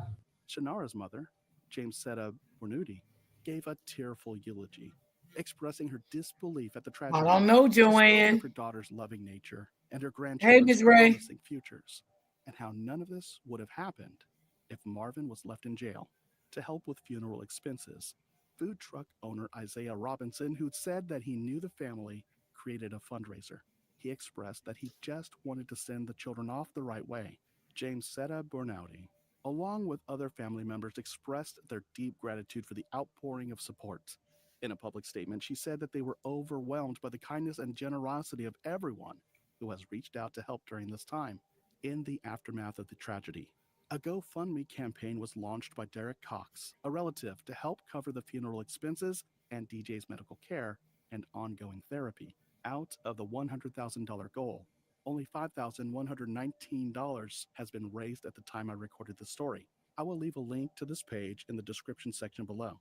As the family navigates the aftermath of this loss, they do so with the knowledge that they are not alone. The community's response, as well as the outpouring of support at the funeral, provided a glimmer of hope in an otherwise dark time. Moving forward, while the funeral provided a moment of closure for many, the healing process is just beginning. Oh It yeah, is he had recovering mental remains issues. the I can primary definitely believe focus that. of the Yes. surviving family members. The tragedy of Shannara Patterson and her daughters is one of the saddest stories we have covered because it was caused by someone they trusted deeply. Through this all, in the sheer wickedness of Marvin, he was not able to successfully kill his family as Derek survived against all odds. It is a Yeah, testament you're to the right, Joan. It strength and probably was resilience red of the human flags. spirit. What It do you probably think? was. Could this case have been avoided if Marvin's $100,000 bail It still usually remained? always What could have is. happened to push Marvin into doing this? Let us know your thoughts in the comments. On July 10th, 2022, police received a call about a disturbance at an apartment complex. Officers rushed to the scene, prepared for anything but not for what lay ahead. When they forced their way inside, they found a nightmare. 3 bodies were lying there: the suspect's mother, his stepfather, and his girlfriend, the one who seemed to be his main target. One female officer stated that she had never seen such level of cruelty in her entire career. Not ever in my life will I ever get over this. I will never get over somebody doing this to my niece.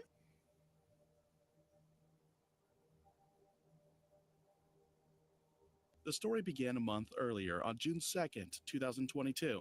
Late that night, the suspect and his girlfriend had a terrible argument. Known for his jealous nature, he demanded her phone password, but she refused. Her defiance to give out the password enraged him, and he struck her repeatedly. As his anger deepened, he poured No, only one gasoline on her child did, leg Lisa. before looking for a Lisa Love. lighter. Only one In that child. horrifying moment, she saw a slim chance to escape and took it. Running out into the dark streets, it was 3 a.m., and she sprinted to a neighbor's house. When she rang the doorbell, her heart pounded until finally the door opened. The neighbor saw her distress, called the police, and the man fled. But the story didn't end there. His mother posted bail and he was released. Just This is another 2 story. days later, his mother, stepfather, and girlfriend were found dead. This is the horrifying story of Zalea Frazier. This story takes us all the way to Detroit, Michigan, a city with a complex history shaped by economic shifts and social challenges that have influenced its crime rate. Zalea Frazier was a woman whose kindness and vibrant spirit was evident in everything she did.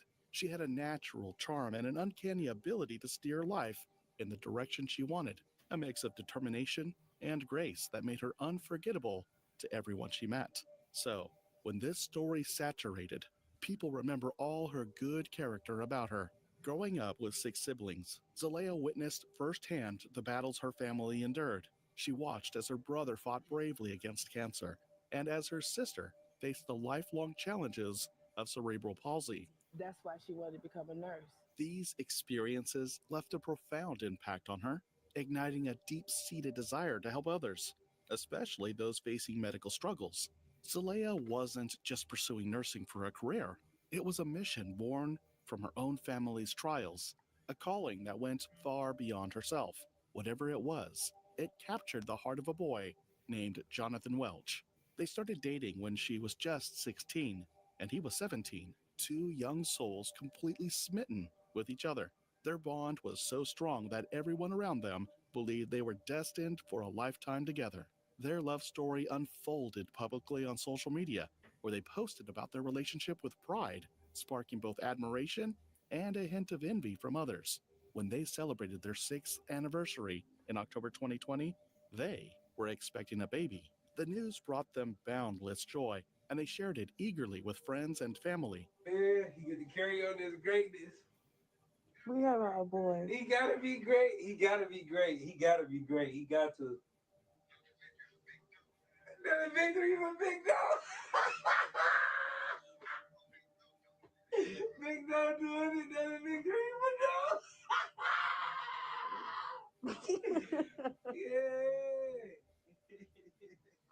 Zalea took to social media to express her excitement, reassuring her unborn child of her love and promising a world of support. Jonathan, too, embraced the role of a soon-to-be father, stepping up with a commitment to build a strong foundation for their little family. Together, they moved forward as a team, carefully planning for their baby's arrival and creating a world filled with love and safety. But beneath the surface of their shared joy and dreams, a shadow loomed, a darkness neither of them could yet see, waiting to change everything. Zalea was strikingly beautiful, and she did attract plenty of attention online. Men often left flirty or inappropriate comments, but this was simply part of the social media world she was building for herself, hoping for brand collaborations to support her boutique and her modeling career. Yet, Jonathan couldn't accept this. The more popular she became, the more his jealousy festered, reaching a point where he began to accuse her of cheating. His insecurity reached such extremes that he demanded access to her phone, scouring through messages and notifications for proof of betrayal. Though he never found anything, his relentless searching didn't calm his fears. On June 2nd, 2022, at approximately 3 a.m., their newborn baby started crying, so both Jonathan and Fraser woke up to the noise. The mother, as expected, woke up promptly to attend to her baby, and Jonathan, just in bed, eyes open but doing nothing.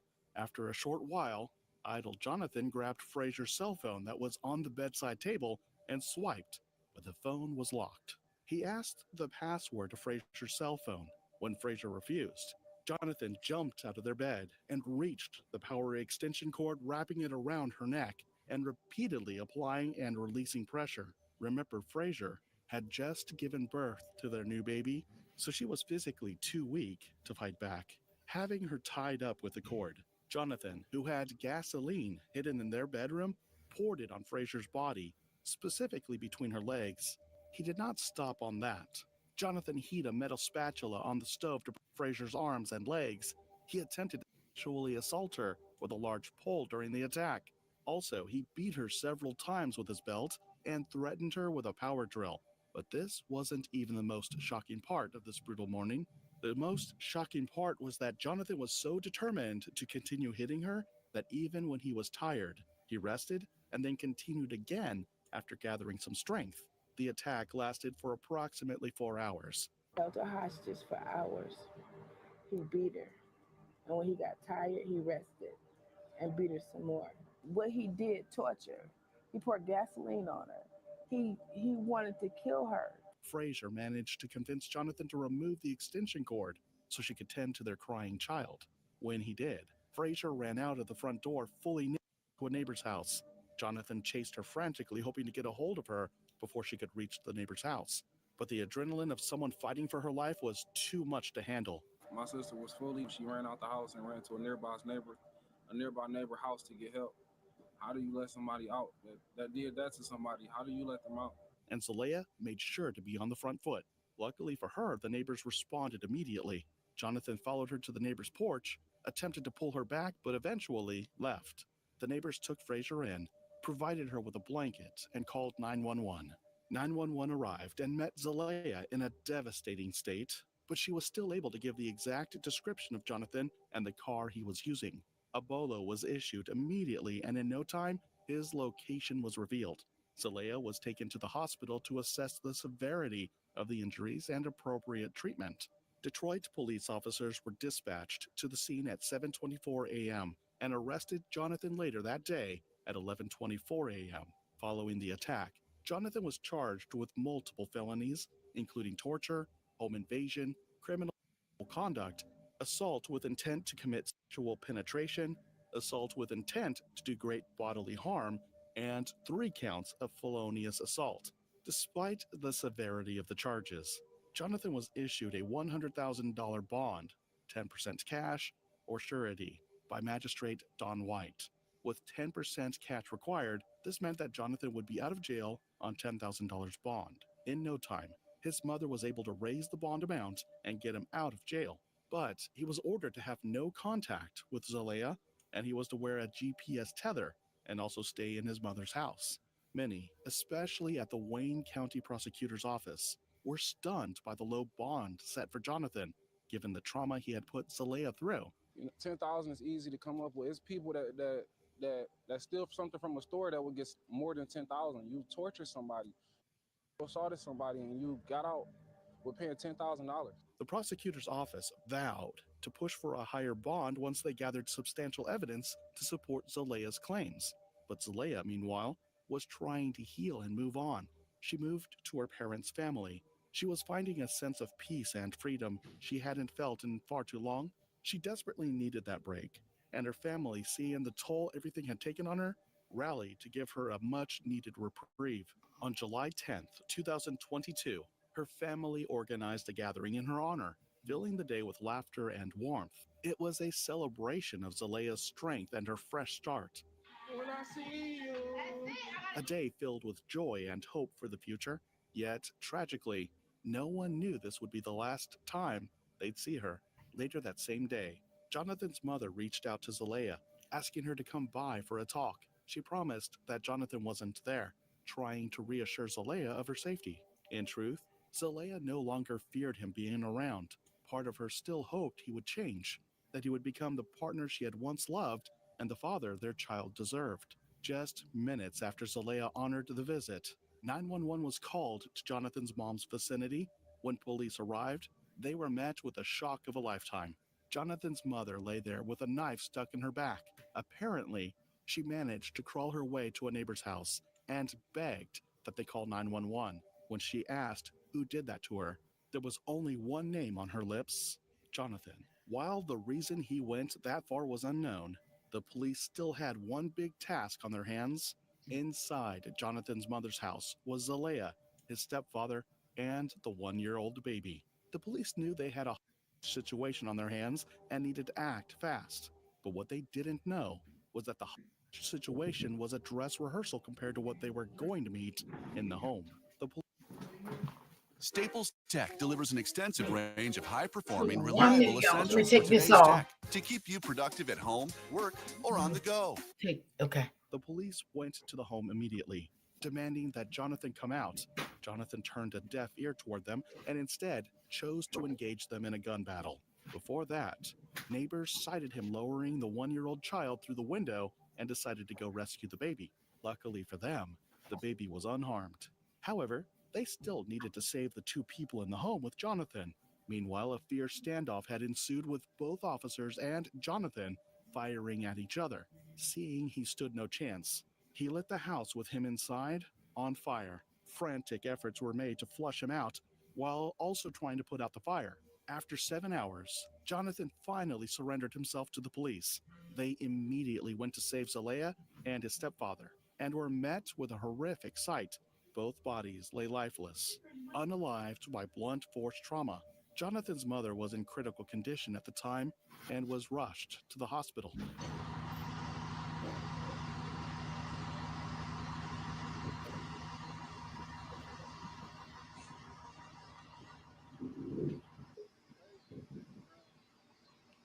After Jonathan Welch's mother, Flossie Nicole Bray, was rushed to the hospital, she fought for her life, but ultimately succumbed to her injuries on July 16th, 2022. The third victim of a tragic family attack in Harper Woods has died tonight.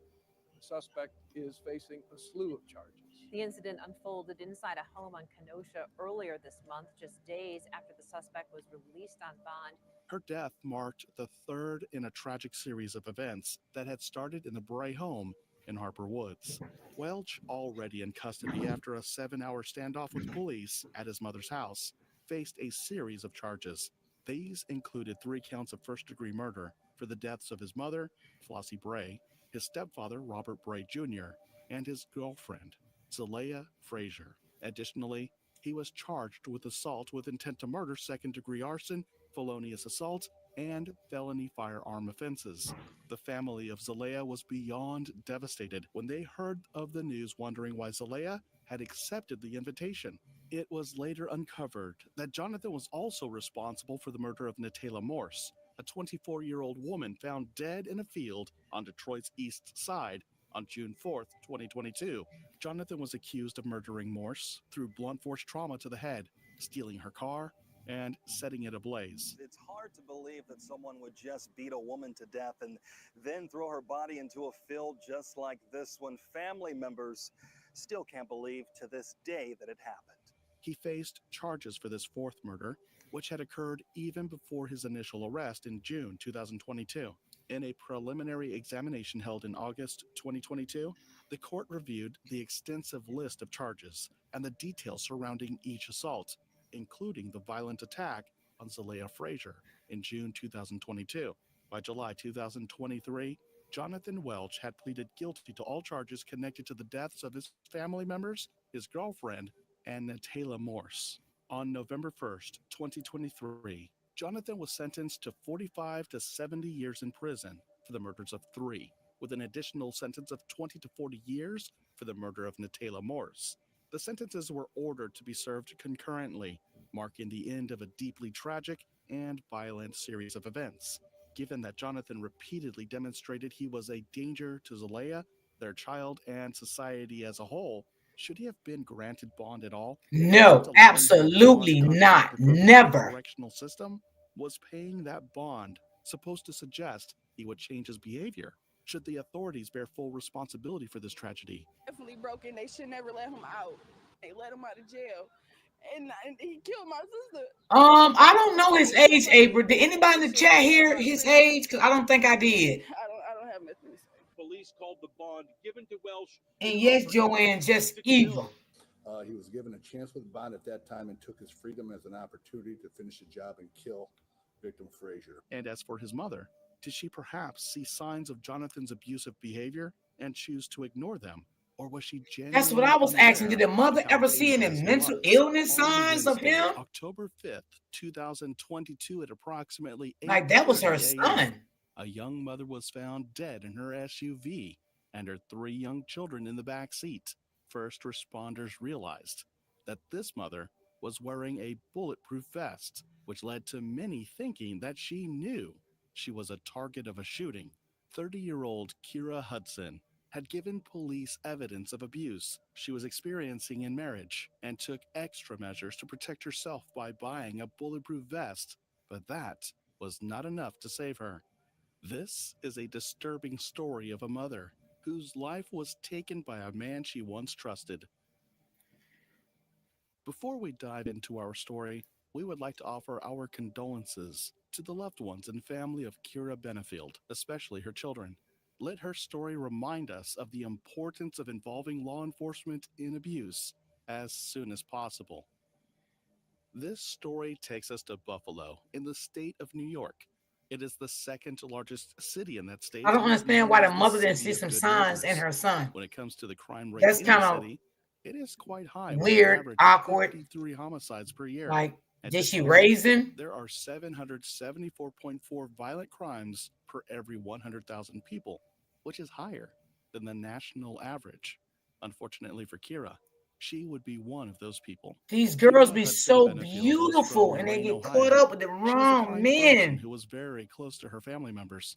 She was an expressive, artsy person, and sometimes she would wear brightly colored wigs, and her body was adorned with tattoos. If there was one thing Kira loved, it was being a mother. She had three children, two older girls aged 5 and 9, and a 6-month-old son who she gave birth to on the 1st of April 2022. She always posted pictures of her children on social media when she would take them to amusement parks. Kira was also very close to her family, and she lived in the same county as her mother and sister. Some days, they would help take care of the children when she was busy with work. That way, she was able to balance her professional and personal lives. Her eldest daughter was with her ex-boyfriend Andrew Hodge, who she still had a friendly but distant relationship with, but her other children were with her husband Adam Benefield. 1, 2, 3. He can lift me.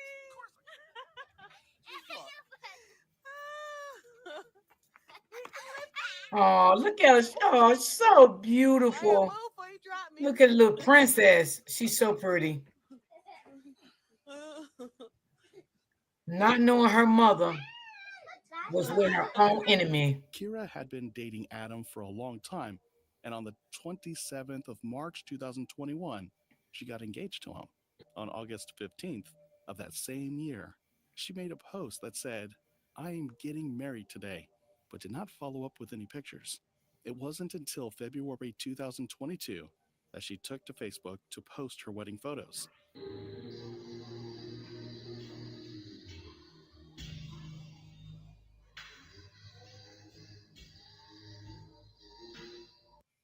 Let's skip the music.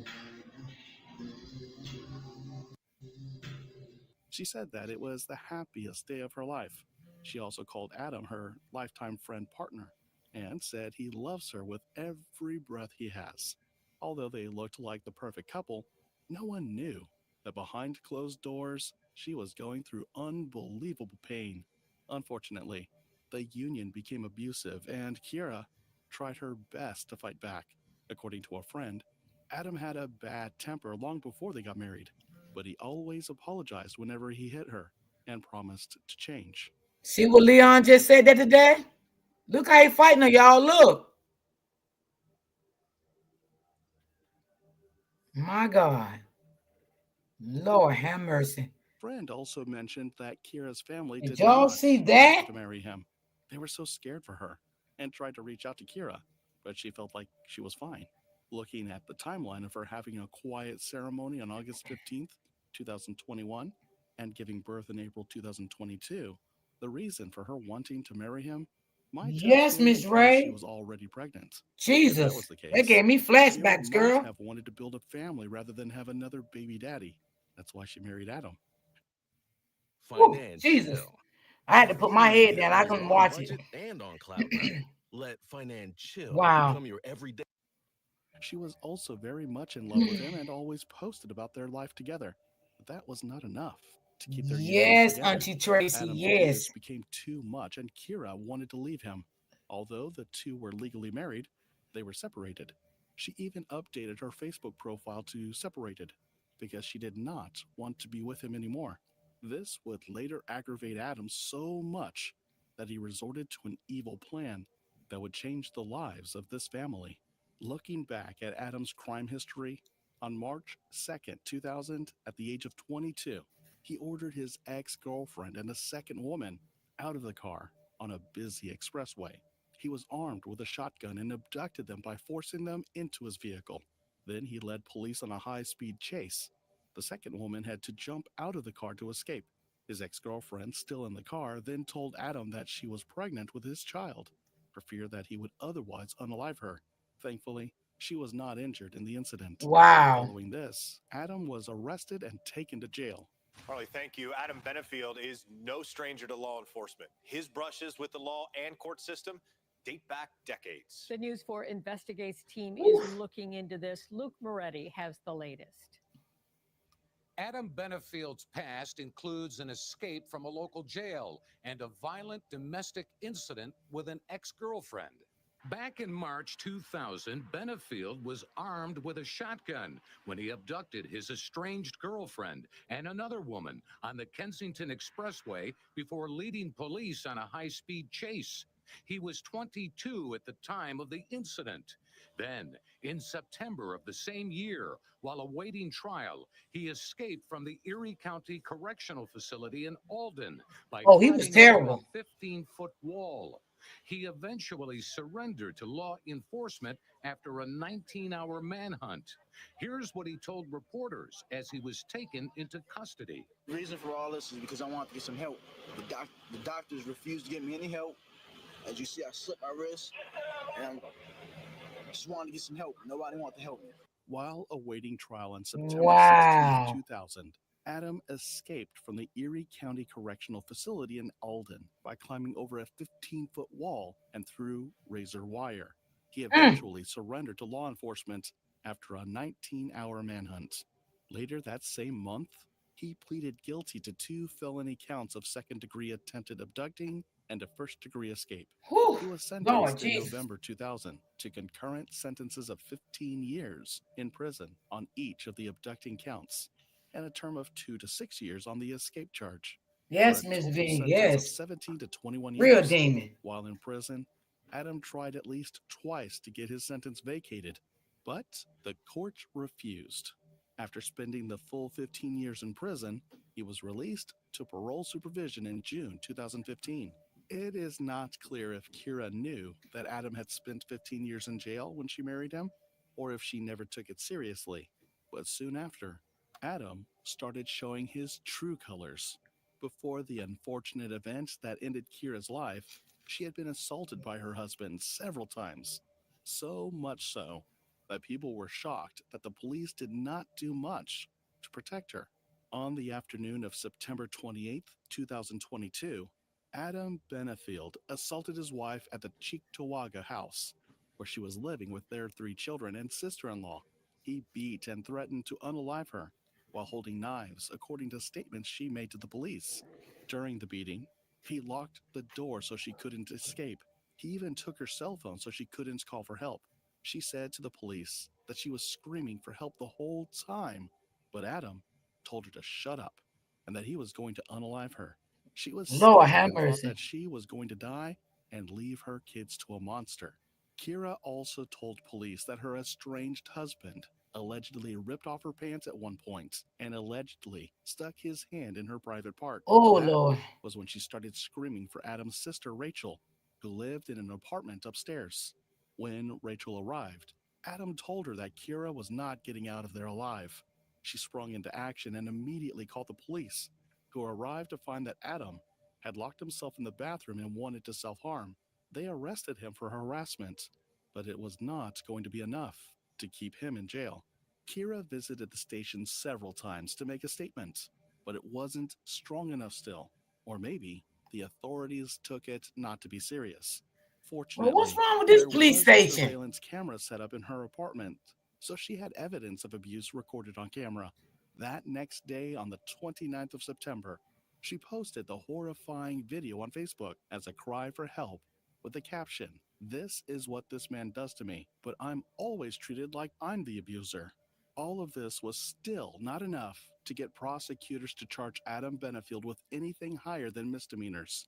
Kira was also examined at the scene because she was having pain in her wrist, but there was no obvious injury.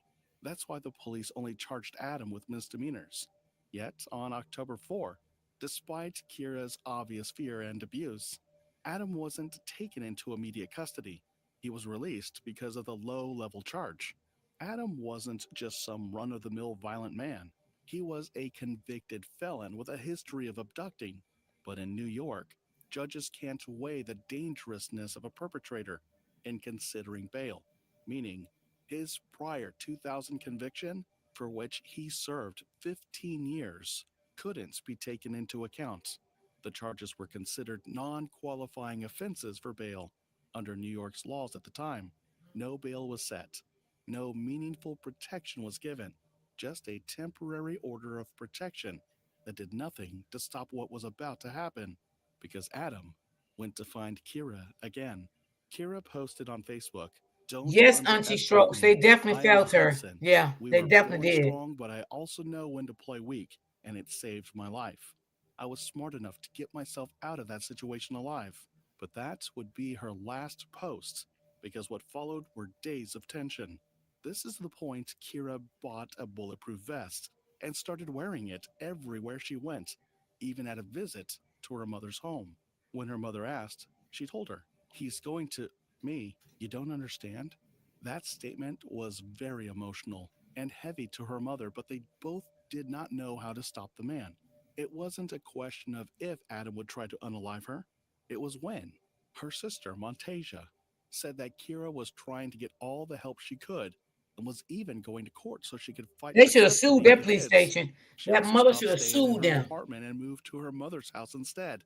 Unfortunately, on the I 5th of know it wouldn't bring October, your daughter just back. one day But I'll after make them Adam was pay for that. released and the day Kira was supposed to go to court, she woke up early to prepare her kids and later drove off to drop them at school.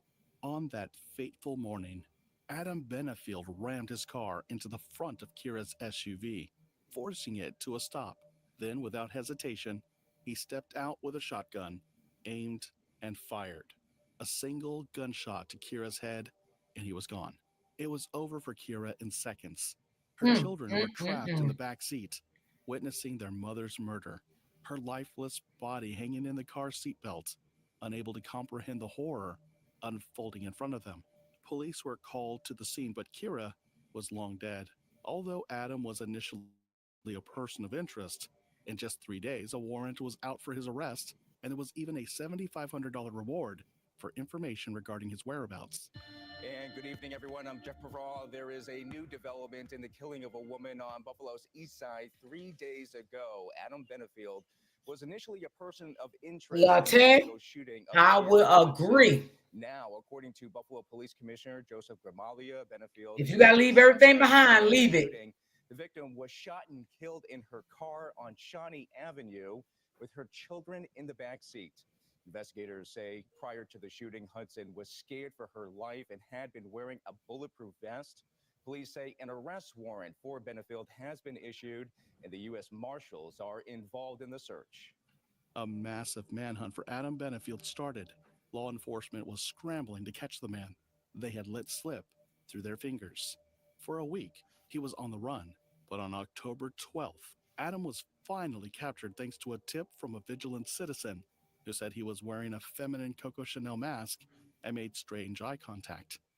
We begin tonight at 6 with the new developments in the case of a man accused of killing his wife. And after running a week or spending a week on the run, that man is in police custody tonight. Good evening. I'm Mary Alice Demler. Hello again. I'm Scott Levin. 45-year-old Adam Benefield of Cheektowaga was arrested this afternoon and has already been arraigned on 1 count of murder and 3 counts of endangering the welfare of a child.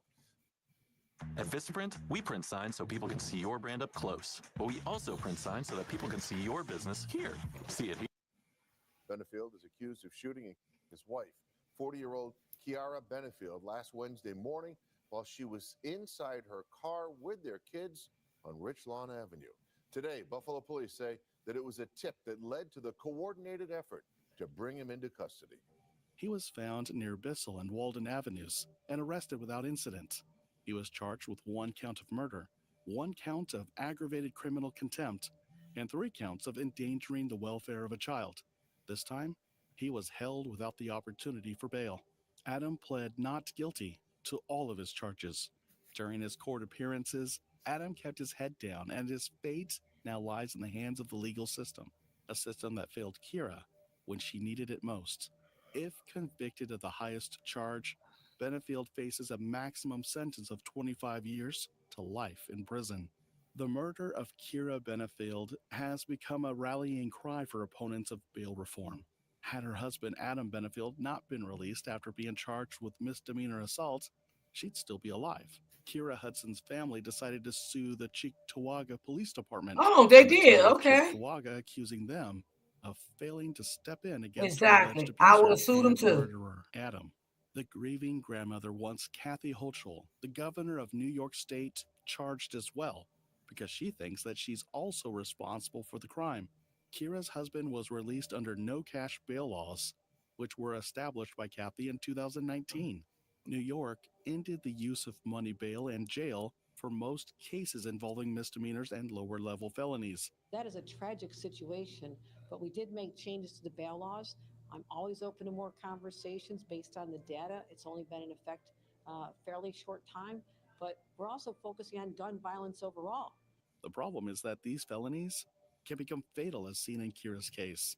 Instead of being apologetic, Erie County District Attorney John J. Flynn, who released Adam, was adamant that no felony charges could have been filed against Adam to prevent him from being released without bail. He insisted that they did not fabricate evidence or upgrade charges when the evidence did not exist. Keep in mind that there was a whole video of abuse that was given to the police along with full cooperation from Kira. He said that the charges originally were misdemeanors and that there was zero evidence for anything higher than that.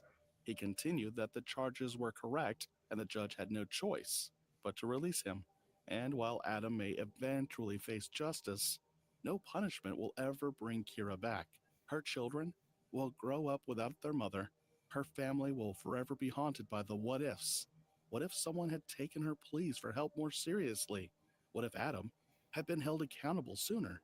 What if the laws had been different? Kira's death forces us to confront uncomfortable truths about domestic violence. Kira's story is heartbreaking, but it's also far too common. There are countless women like her, mothers, sisters, daughters, trapped in abusive relationships, feeling like they have nowhere to turn. Even when she did try her best to keep herself and her children safe, it did not work. What do you think could have been done differently in Kira's case? Do you believe the current laws are enough to protect domestic violence survivors?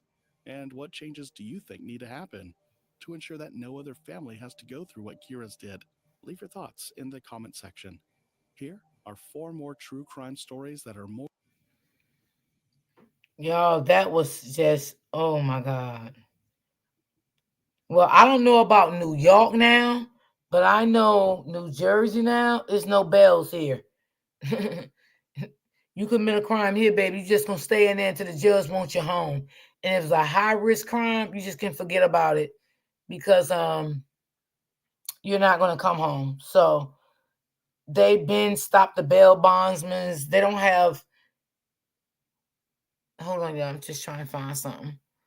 They don't have bail bondsmen here any longer. The bail bondsmen is, I don't know about New York, but the bail bondsmen here in New Jersey, they are completely gone. So if you get in some trouble here, when it comes to something like, see, first of all, they would have never came home here. I'm just gonna be honest. Now New York probably done changed by now. They better have, because baby,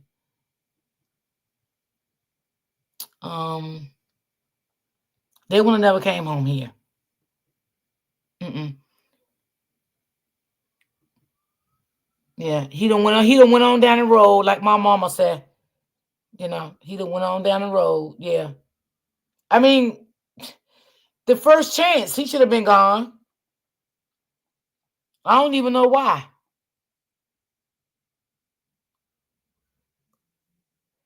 Okay, I think I did this one right here. Um, these people is oof. Wow.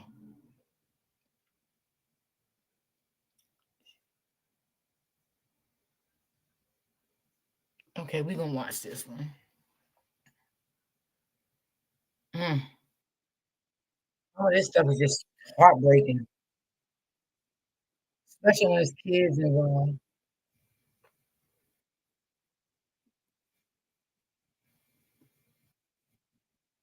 Hold on now.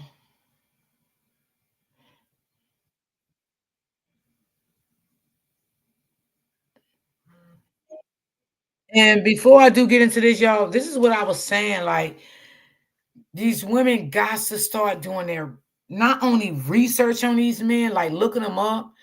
You can do that too, but sometimes guys use fake names. So, sometimes you're not gonna really find nothing on them. If they gave you a fake name, there's nothing gonna come up under that name. You know what I'm saying? So sometimes it's good to do your research. And research is not only looking a guy up. Doing your research is trying to find out who his friends is. You know what I'm saying? What area he grew up in. Tries to figure out his mom, his dad, siblings, if he's trying to keep you away from people. Those things to look at too. Try to match up some Facebook stuff, Instagram, whatever you can do before you decide to start letting these men move in with you, have children by these men, marry these men, or whatever the situation is. Just try your best, and things like this can be prevented in some ways. That's what I'm saying.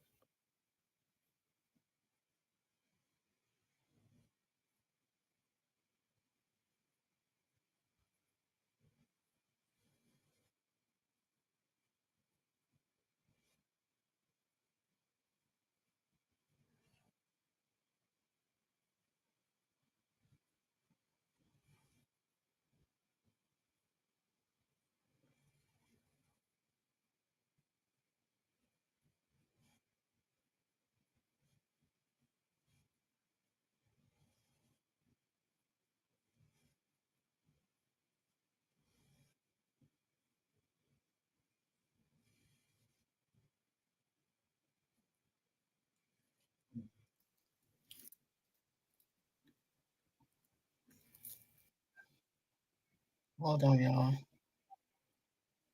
I hate the commercials.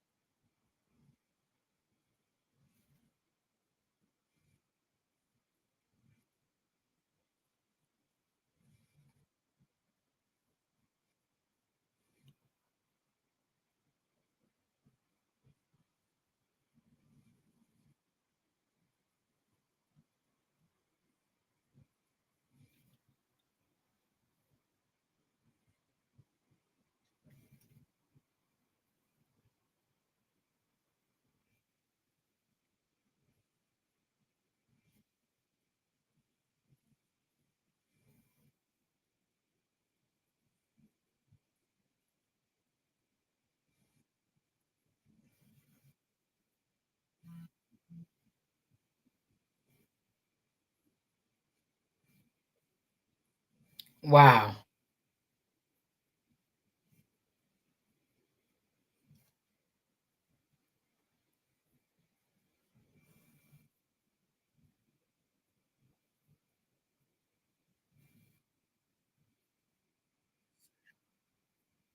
Can y'all hear? Miss Ray says no sound. If everybody else can hear, put a 1 in the chat and let me know.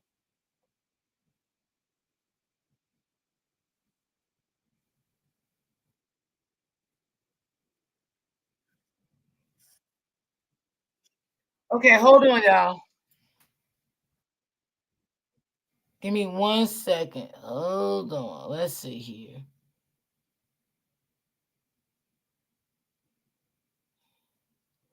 Hold on. Hold on, ladies.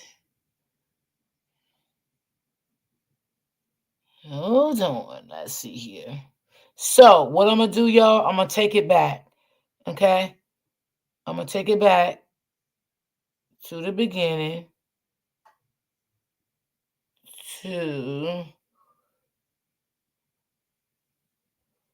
Okay? Montgomery, helping to So let me know if y'all can hear it now. And I took it back. skills training to Okay? So y'all can hear it. Her impact extended to mentoring young girls at the Thank you, Secret Latae. I Prison didn't see it, Program, baby. where she became a role model for aspiring youth. Detective Pusely's Okay, approach to let law me know now, enforcement y'all. is Let me marked know by her now. emphasis on prevention and education. Rebecca, She let me regularly know, shared safety somebody. tips on social media, particularly Thank you, focusing on Ray. women's Appreciate you. protection, and Sorry about that, advocating for guys. proper firearms training among female citizens. Before we delve deeper into this compelling case, Sorry, take a y'all. moment to subscribe to our channel for more in-depth coverage of significant cases. Sorry, y'all. I that didn't mean deserve that. I thought attention. y'all was hearing it. I'm so If this is your sorry. first time here, Apologize. share your thoughts in the comments below, and if you I just find want to this move story from that. I don't impactful, want y'all to have to help us keep spread awareness waiting. by education, Okay. community service, and personal integrity from an early age. Sorry, Under her guys. mother's guidance, Tanisha developed a deep understanding of the importance of helping others and standing up for what's right. Her brother, Dandre Jenkins, often spoke of Tanisha's early determination to make a difference in people's lives. A trait Okay, y'all. She that was would an later officer. define her career choice. These formative years in Chicago laid the foundation for her future path in law enforcement.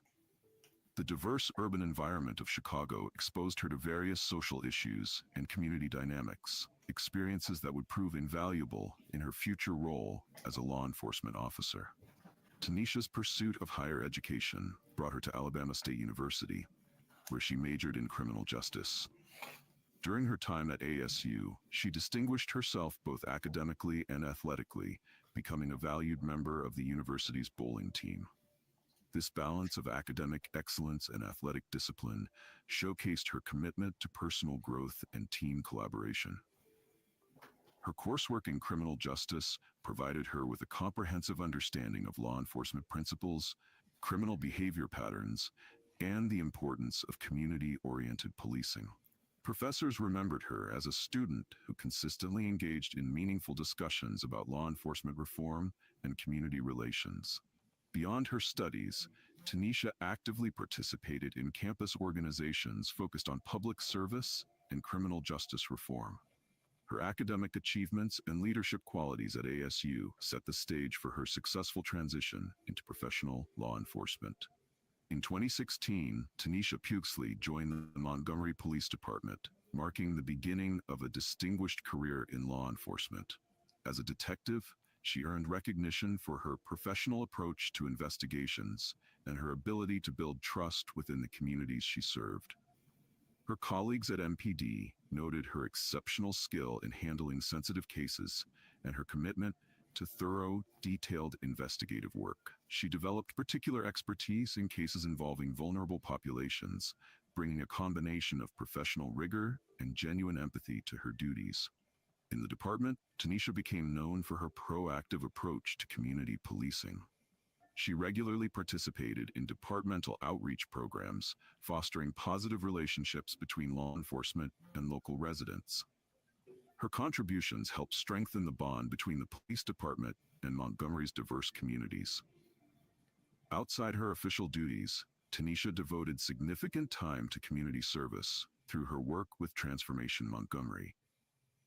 This nonprofit organization focused on creating positive change through affordable housing initiatives and educational programs. Her involvement directly impacted families seeking stable housing solutions and children needing educational support.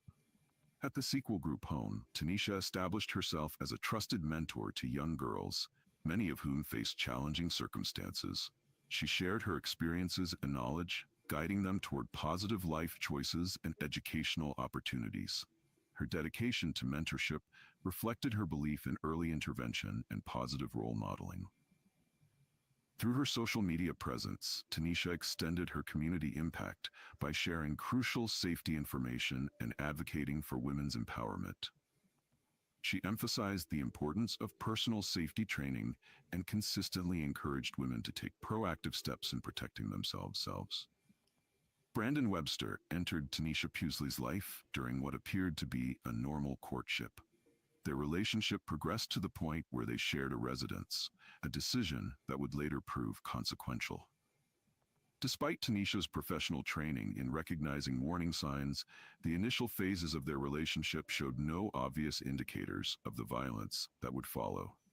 As a detective who had handled domestic violence cases, Tanisha understood the complexities of abusive relationships, yet her own situation demonstrated how personal relationships can cloud judgment, even for those trained to identify dangerous patterns.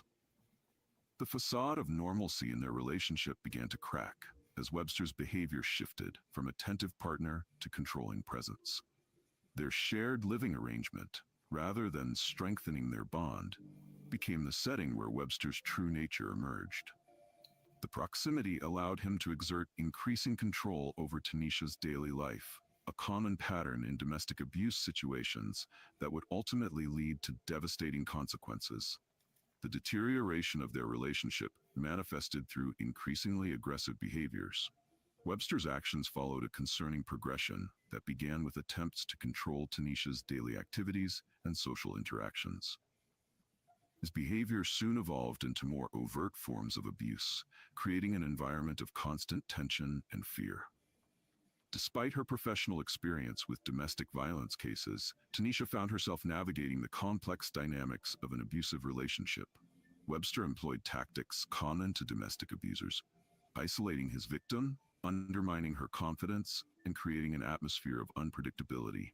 His actions became more forceful and intimidating, particularly when Tanisha attempted to establish boundaries or assert her independence. The situation intensified when Webster began appearing at her residence uninvited, a clear indication that he refused to respect her personal space and autonomy. His intrusive behavior extended to monitoring her movements and demanding explanations for her daily activities, demonstrating classic patterns of coercive control. One particularly alarming incident occurred when Webster's aggression endangered not only Tanisha, but also an infant. During this confrontation, Webster struck Tanisha twice in the head while she was holding a 5-month-old baby, Oh causing Lord, her to Jesus lose have her grip. mercy. This event marked a significant escalation in the severity of his violent behavior and demonstrated his complete disregard for the safety of others. The physical assaults continued to increase in both frequency and intensity.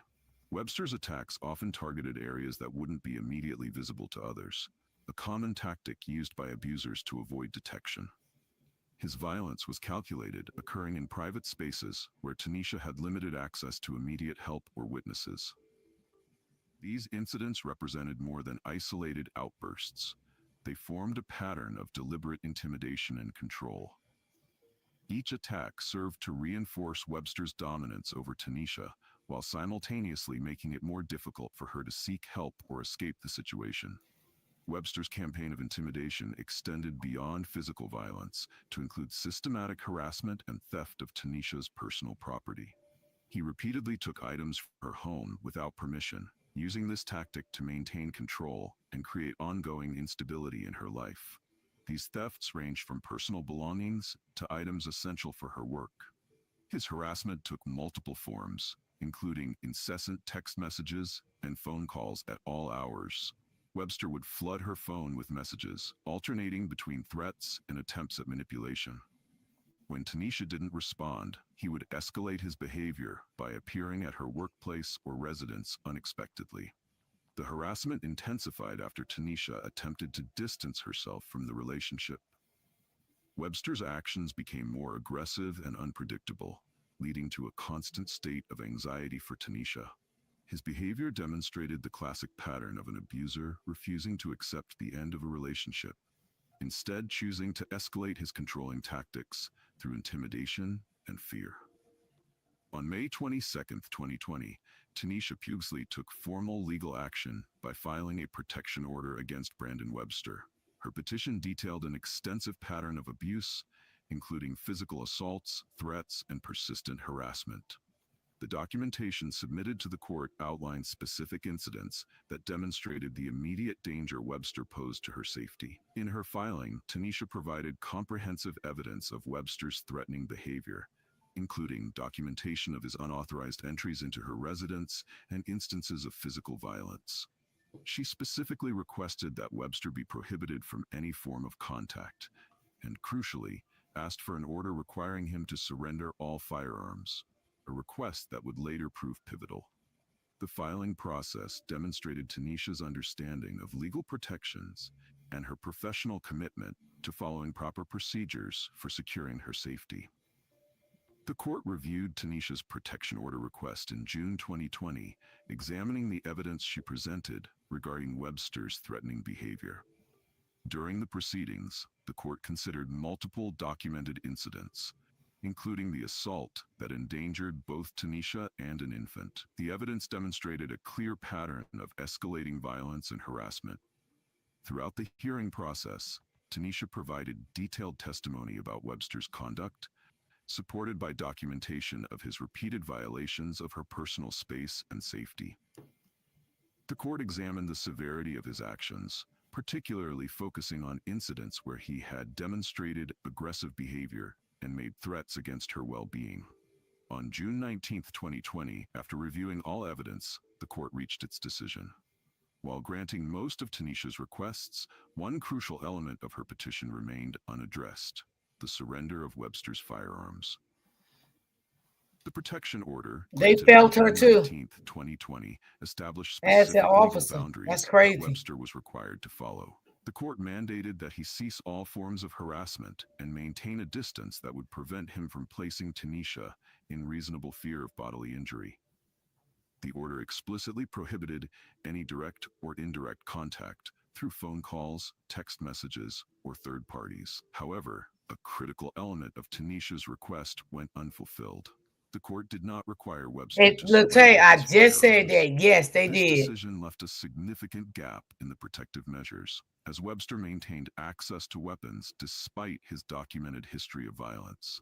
The order included standard provisions for law enforcement intervention if Webster violated any of its terms, but without the firearms restriction, its effectiveness was compromised. At this critical juncture in Tanisha's story, we must pause to consider the implications of protection orders and their enforcement.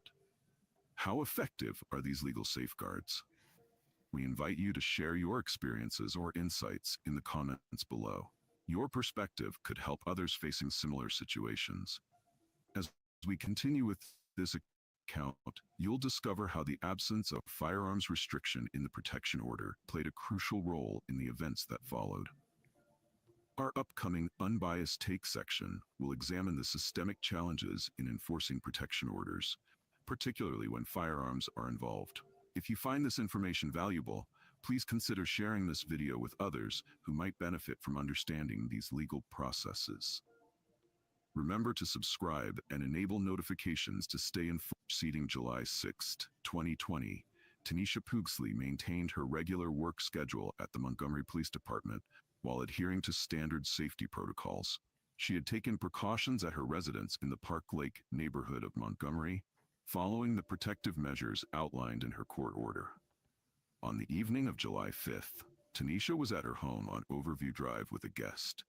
The presence of another person in her residence aligned with common safety recommendations for individuals with active protection orders.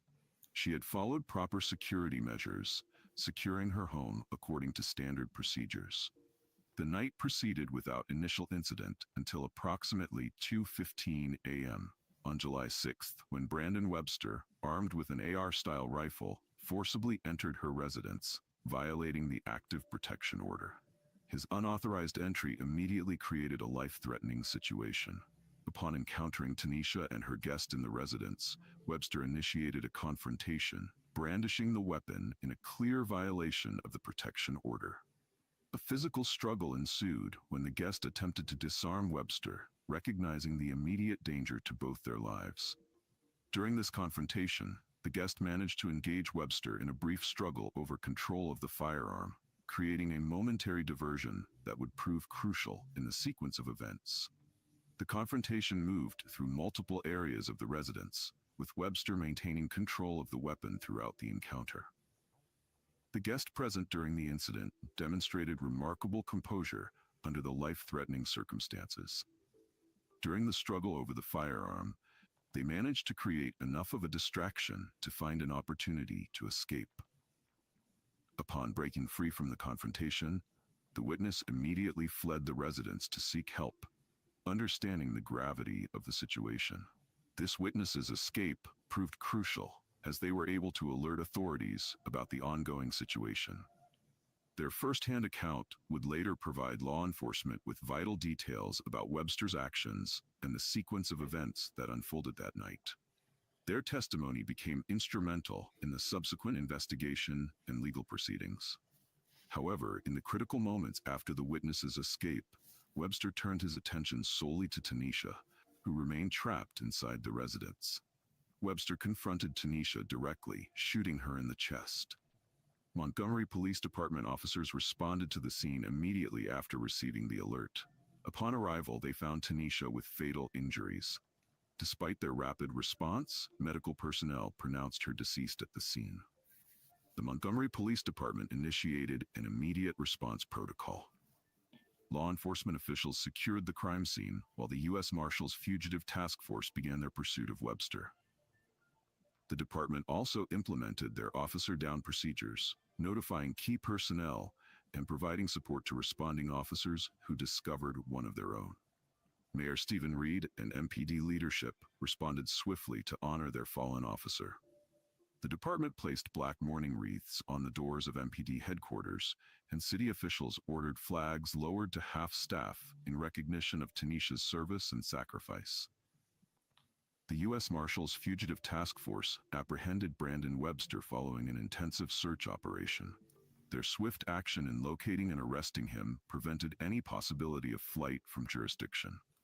Upon his arrest, Webster faced immediate charges reflecting the severity of his actions: 2 counts of capital murder, one for committing the act Her during family should have burglary, sued the police and department another too, for violating because the they protection failed her order. too.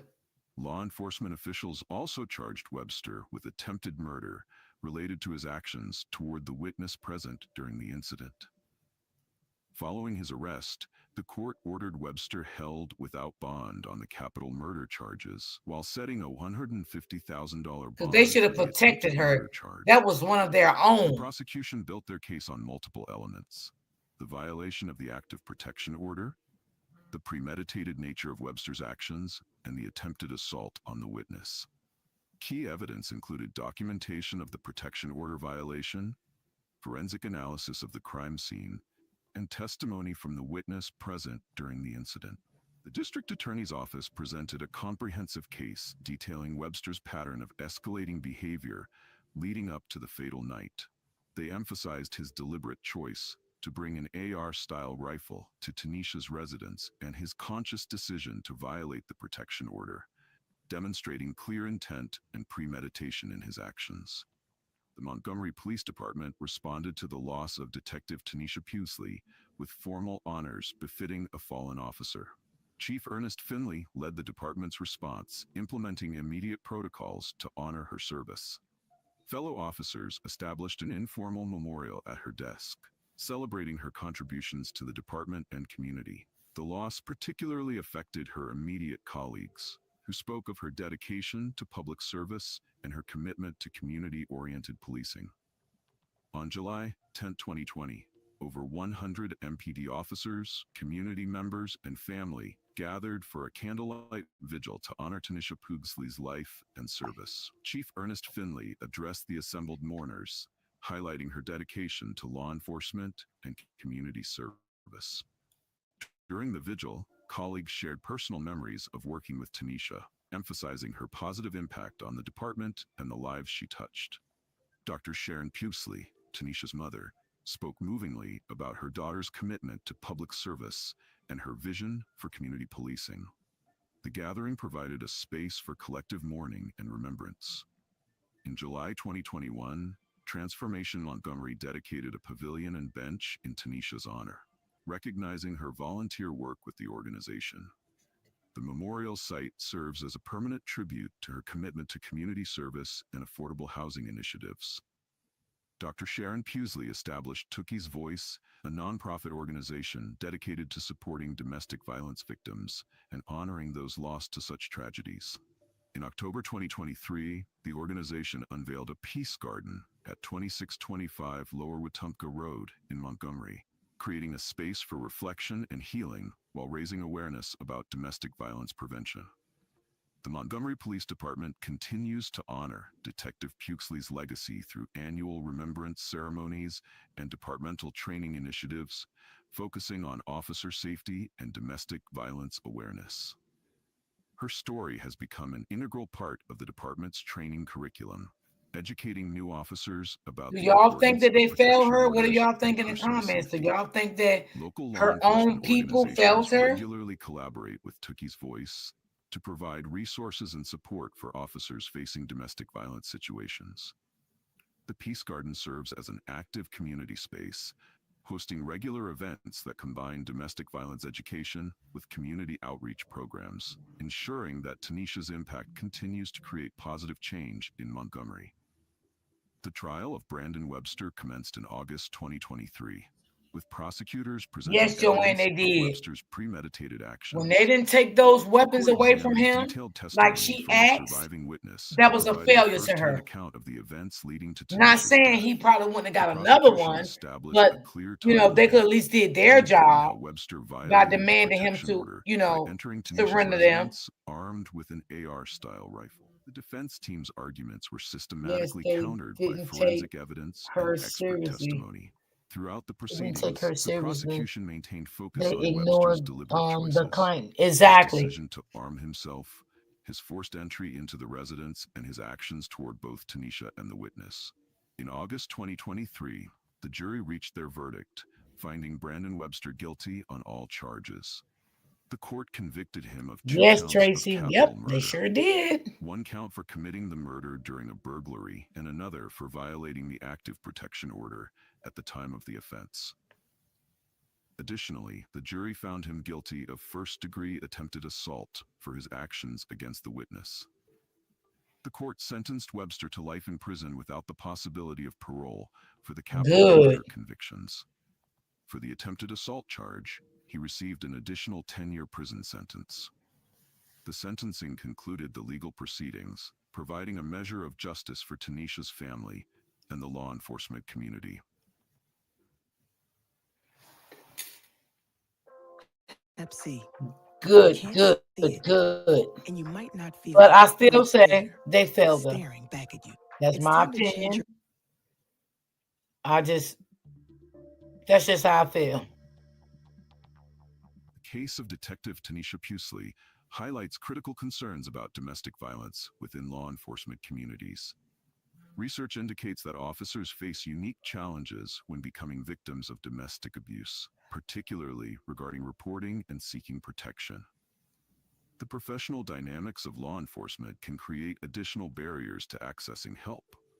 Officers who experience domestic violence often encounter complex pressures related to their professional status. These pressures include concerns about career impact, fear of judgment from colleagues, and the potential effect on their ability to perform their duties. Additionally, their training and professional experience with domestic violence cases can paradoxically make it more difficult to acknowledge their own victimization. Recent data reveals concerning patterns regarding domestic violence within law enforcement communities. Reports from the United Kingdom indicate that police officers and staff faced approximately 700 domestic abuse allegations within a 3-year period, averaging more than 4 incidents per week. However, experts suggest these numbers significantly underrepresent the actual prevalence. The conviction rates present an equally troubling picture. In England and Wales, only 3.9% of reported cases against police officers resulted in convictions, compared to 6.2% in the general population. This disparity indicates potential systemic issues in how these cases are handled, particularly when the accused holds a position within law enforcement. Law enforcement officers who experience domestic violence face distinct institutional barriers. Access to support services becomes complicated by professional relationships and department dynamics. Officers may hesitate to report abuse when it involves a colleague, fearing professional repercussions or damaged relationships within their department. The existing reporting structures often fail to provide adequate protection for officer victims. Department policies may not address the specific challenges officers face when reporting abuse, particularly regarding confidentiality and protection from retaliation. Additionally, when officers report abuse by colleagues, they frequently encounter resistance within their departments, leading to potential career impacts and workplace. So yeah, y'all, they failed her. I'm so sorry to say that, but they definitely failed her. I mean, because she told him he had weapons. I mean, why didn't y'all take it serious? I mean, why didn't y'all take it serious, demand him to turn in his weapons? And like I said, if he would have got another one, there's nothing they can do about that. But at least they can say, you know, they did what they did was right. You know what I'm saying? But no, they didn't do that. So yeah, that's why I say I feel like they felt her in a way too. And it's sad, but they did. Hmm. They definitely did. No doubt about it.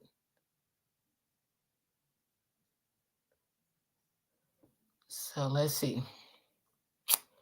Boy, I'm telling you, this can be like, mm,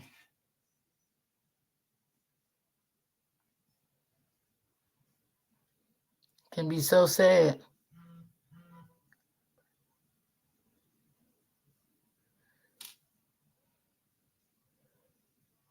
All right, let's see what this one. I think this, okay.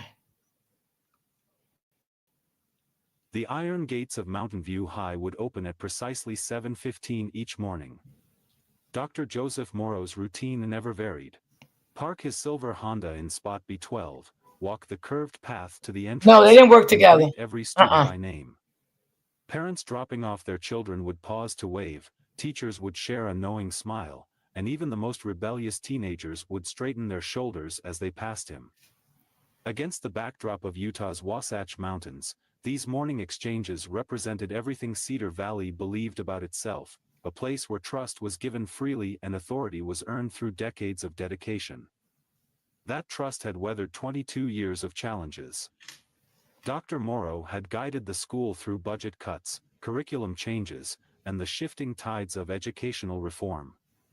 He'd written hundreds of college recommendations, attended thousands of football games, and knew the stories behind every trophy in the glass cases that lined the main hall.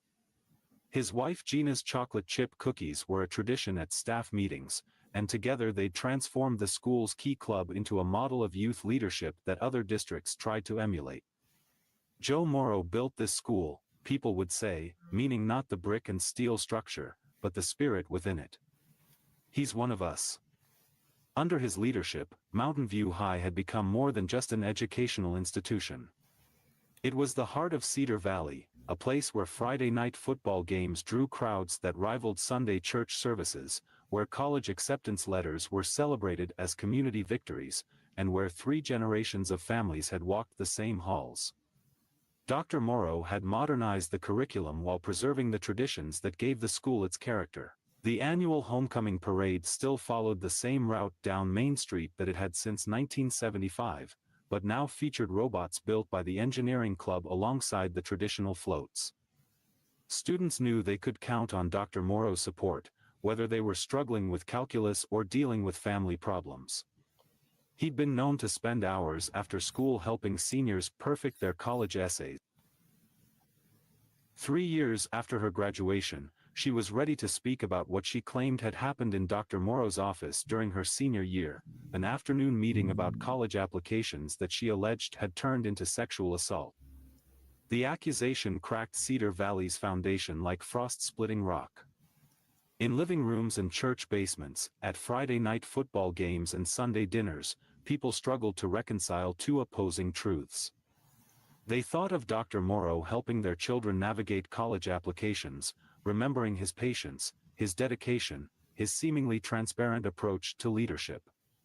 Then they looked at Carly Moore, once the editor of the school newspaper, now a hollow-eyed young woman whose hands shook as she told her story to Detective Liza Brown. Detective Brown, a 15-year veteran of the force, had handled sensitive cases before, but nothing that had divided the community so deeply. She watched as long-standing friendships fractured along invisible lines. Teachers who had worked together for decades now ate lunch in separate rooms. Parents who had once carpooled together stopped making eye contact at school pickup. Consider the source, Dr. Morrow's supporters would say. Carly was always a straight-A student. Why wait 3 years to speak up? Why now? They pointed to his decades of service, the hundreds of students he'd helped, the countless hours he'd devoted to making Mountain View High a place of excellence. But others remembered moments they dismissed, his closed office door during after-school meetings, the way certain female students seemed to avoid walking past the administration wing. We saw what we wanted to see, a teacher of 30 years confided to Detective Brown. Sometimes that's easier than seeing what's really there.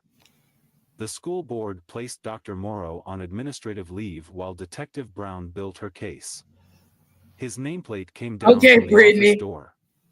Teachers boxed up the plaques celebrating his achievements, unsure whether to store them or destroy them.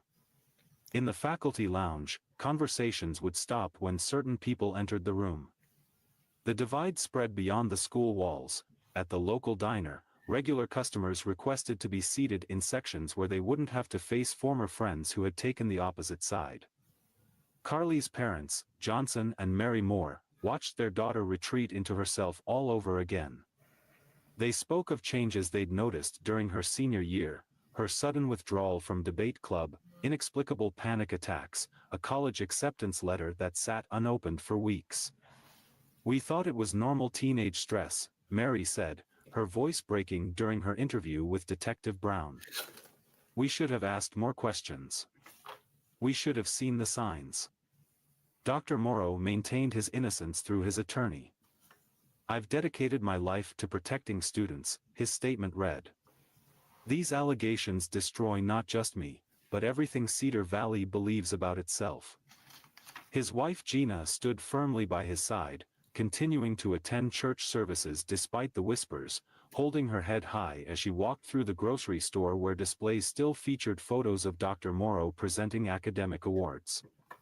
He was right about one thing: the allegations Hey, had Miss cracked Crawford. open the seemingly perfect facade of small-town life. As Detective Brown gathered evidence and interviewed witnesses, Cedar Valley residents found themselves questioning everything they thought they knew about trust, authority, and the price of silence in close-knit communities where reputation often matters more than truth. The investigation would eventually expose layers of complexity that defied easy answers, forcing everyone to confront an uncomfortable reality: sometimes the people we trust the most are the ones we actually know the least. Yep, The that's Cedar so Valley true. courthouse had never seen anything like it. By 7 each morning, two distinct groups would form on opposite sides of the stone steps, Dr. Morrow's supporters on the right, Carly's on the left, their silence toward each other more deafening than any protest could be. The October 2019 trial was about to expose wounds that no verdict could fully heal. Inside Courtroom 3, with its oak benches and fluorescent lights, District Attorney Rachel Hopkins built her case methodically. She began not with Carly's testimony, but with the small details that had gone unnoticed for years. A janitor testified about Dr. Morrow's car being the last in the parking lot 3 or 4 nights a week. A school secretary described the gradual shift in his open-door policy, how afternoon meetings had become increasingly private, with instructions not to interrupt. When Carly took the stand on the trial's 4th day, the courtroom fell silent. Gone was the confident newspaper editor who had once challenged the school board over budget cuts. In her place sat a young woman whose hands trembled as she adjusted the microphone. For 3 hours, she detailed the afternoon that had altered her life's trajectory, what began as a college application review and ended, she testified, in locked-door terror.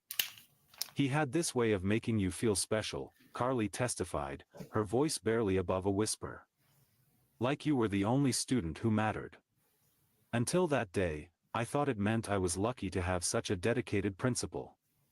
Detective Brown presented the evidence she'd gathered, text messages Carly had sent to her best friend in the weeks following the alleged assault. "Can't sleep again," one read. "Keep thinking about what happened in his office. Don't know who to tell." Another, "Mom keeps asking why I'm not excited about college anymore. How do I explain when I can't even explain it to myself?" The prosecution called former teachers who described the changes they'd observed in Carly during her senior year. Her calculus teacher testified about a student who had gone from leading study groups to sitting silently in the back row. Her debate coach recalled how she'd withdrawn from the state championships without explanation, a competition she'd spent 3 years preparing for. Defense attorney James Blackwell fought back with equal intensity. He presented Dr. Morrow's immaculate personnel file, containing hundreds of letters from grateful parents and students. He called character witnesses who spoke of Dr. Morrow's dedication, the Saturday morning SAT prep sessions he'd organized, the scholarship programs he'd developed for low-income students, the countless hours he'd spent mentoring troubled teens.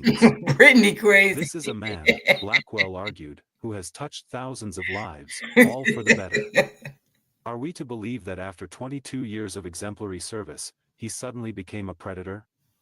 But it was Gina Morrow's testimony that captured the community's attention. She took the stand wearing the same pearl necklace she'd worn to every graduation ceremony for the past 2 decades. Her testimony painted a picture of a marriage built on trust and shared dedication to education. She spoke of their morning ritual, coffee at 5 a.m., discussing which students needed extra support that day. Under cross-examination, however, cracks appeared in her certainty. District Attorney Hopkins pressed her about the late-night meetings, the closed office door, the times she'd called the school looking for her husband only to be told he was in private student conferences. "Did you ever question why these meetings needed to be so private?" Hopkins asked. "I trusted him," Gina replied, her voice breaking. "We all did." The jury deliberated for 3 days. In local diners and coffee shops, conversations fell silent whenever the courthouse doors opened, everyone watching for signs of a decision. The division in the community had grown so deep that longtime friends found themselves sitting at separate tables, unable to bridge the gulf between their conflicting beliefs. When the verdict came, guilty on all counts, the reaction rippled through Cedar Valley like a thunderclap. In the courtroom, Dr. Morrow stood motionless as Judge Maria Hernandez read the sentence, 15 years. His only visible reaction came when the bailiff approached with handcuffs. He turned to look at his wife, mouthing words that no one else could hear. Outside, the crowd's reaction reflected the town's division. Carly's supporters released purple balloons, the color of domestic violence awareness. Dr. Morrow's supporters huddled in prayer circles, some holding signs that read, "Wrong man, wrong verdict." But the verdict didn't bring the closure many had hoped for. At Mountain View High, teachers struggled to explain to students how someone they trusted could have caused such harm. The school board rushed to implement new policies about one-on-one meetings with students, but the damage to institutional trust had already been done. Carly and her family retreated from public life. "The truth doesn't always set you free," her father told reporters. "Sometimes it just shows you how complicated freedom really is." Detective Brown filed her final report, but the questions it raised went far beyond the scope of any police investigation. How does a community heal when trust itself becomes suspect? What happens to faith in authority when authority proves fallible? For Cedar Valley, the answers to these questions would prove elusive. The conviction of Dr. Joseph Morrow marked not an ending, but a beginning, the start of a longer conversation about power, trust, and the stories we tell ourselves about the people we think we know best. 2 years into his 15-year sentence, Dr. Joseph Morrow had adapted to the rhythms of prison life. He taught GED classes to fellow inmates, wrote weekly letters to his wife, and maintained a wall calendar where he meticulously marked off the days. But in early 2021, a phone call from appellate attorney Sandra Botsford would shatter that routine and reopen wounds Cedar Valley had desperately tried to heal. "We found something," Botsford told him through the scratchy prison phone line. "Something that changes everything." That something was buried in the digital cloud, a string of text messages between Carly Moore and her classmate Sarah Bennett, recovered from a forgotten backup. Messages that painted a starkly different picture of the afternoon that had sent Dr. Morrow to prison. "Just finished my college app meeting with Dr. M," read one message, timestamped just hours after the alleged assault. "He spent 2 hours helping me perfect my essay. I'm actually feeling confident about Harvard now. He really believes in me." Another message, sent the following day, "Got my recommendation letter from Dr. M today. Made me cry, in a good way. He really saw me, you know. All the stuff about my debate championships and that article I wrote about school funding. Even mentioned how I handled that crisis with my parents last year." These messages stood in direct contradiction to Carly's testimony about that afternoon. There was no hint of trauma, no suggestion of impropriety, only gratitude and hope. When Botsford presented them to the appellate court, along with evidence that 2 jurors had posted prejudicial comments about Dr. Morrow on social media before the trial, the foundation of the conviction began to crack. But it wasn't just the messages. As Botsford dug deeper, she discovered what the original investigation had missed. Emma Martinez, a former student who had remained silent during the trial, finally came forward. She revealed that during senior year, Carly had been grappling with her parents' messy divorce and her mother's subsequent depression, factors that might explain the behavioral changes her teachers had observed. "I wanted to speak up during the trial," Emma testified in her affidavit. "But everyone had already decided he was guilty. Speaking up for Dr. Morrow meant being seen as anti-victim, anti-woman. I couldn't handle that pressure at 18.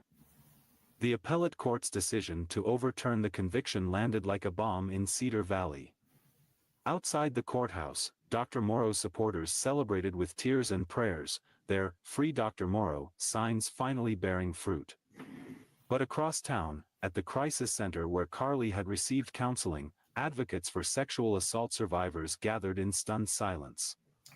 What message does this send? Asked Maria Chen, director of the Cedar Valley Rape Crisis Center.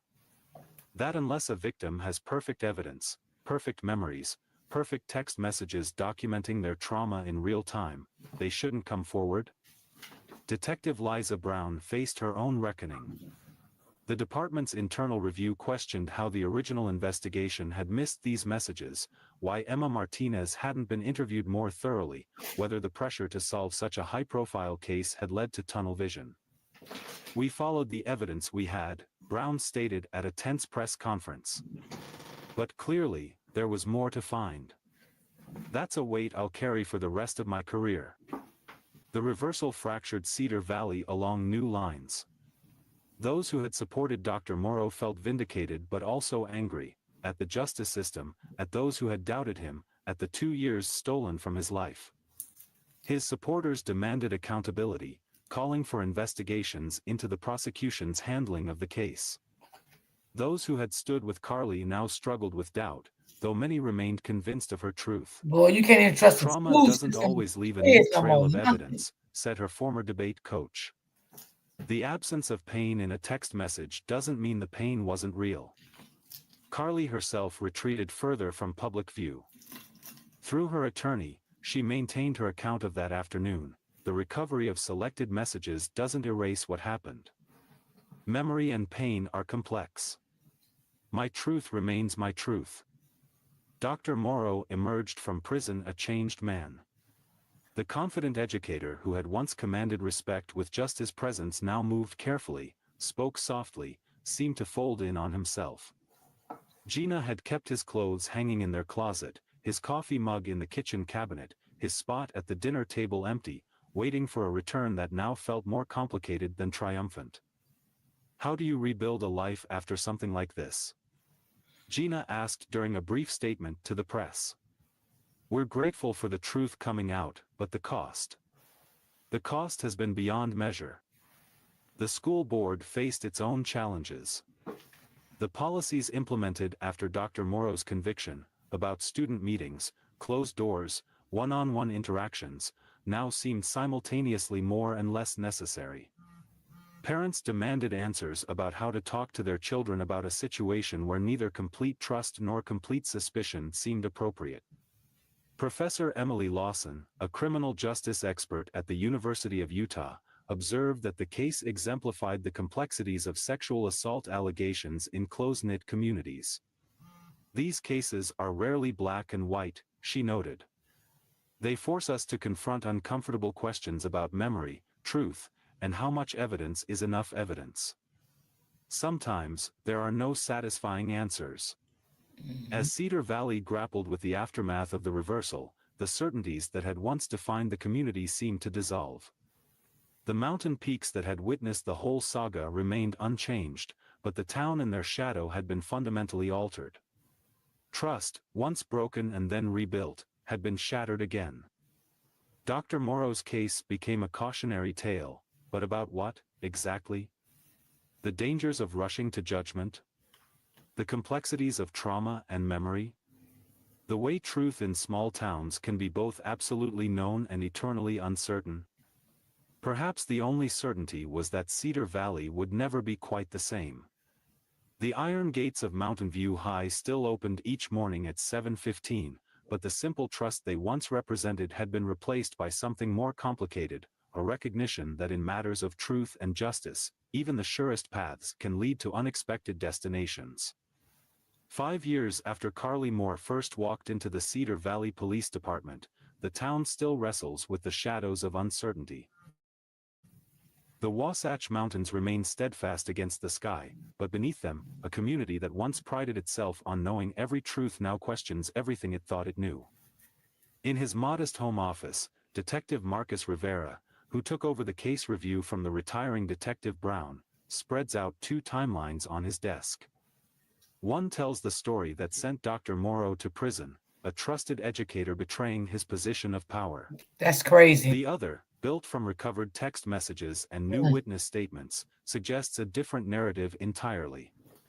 Between these competing truths lies a gap that no amount of investigation seems able to bridge.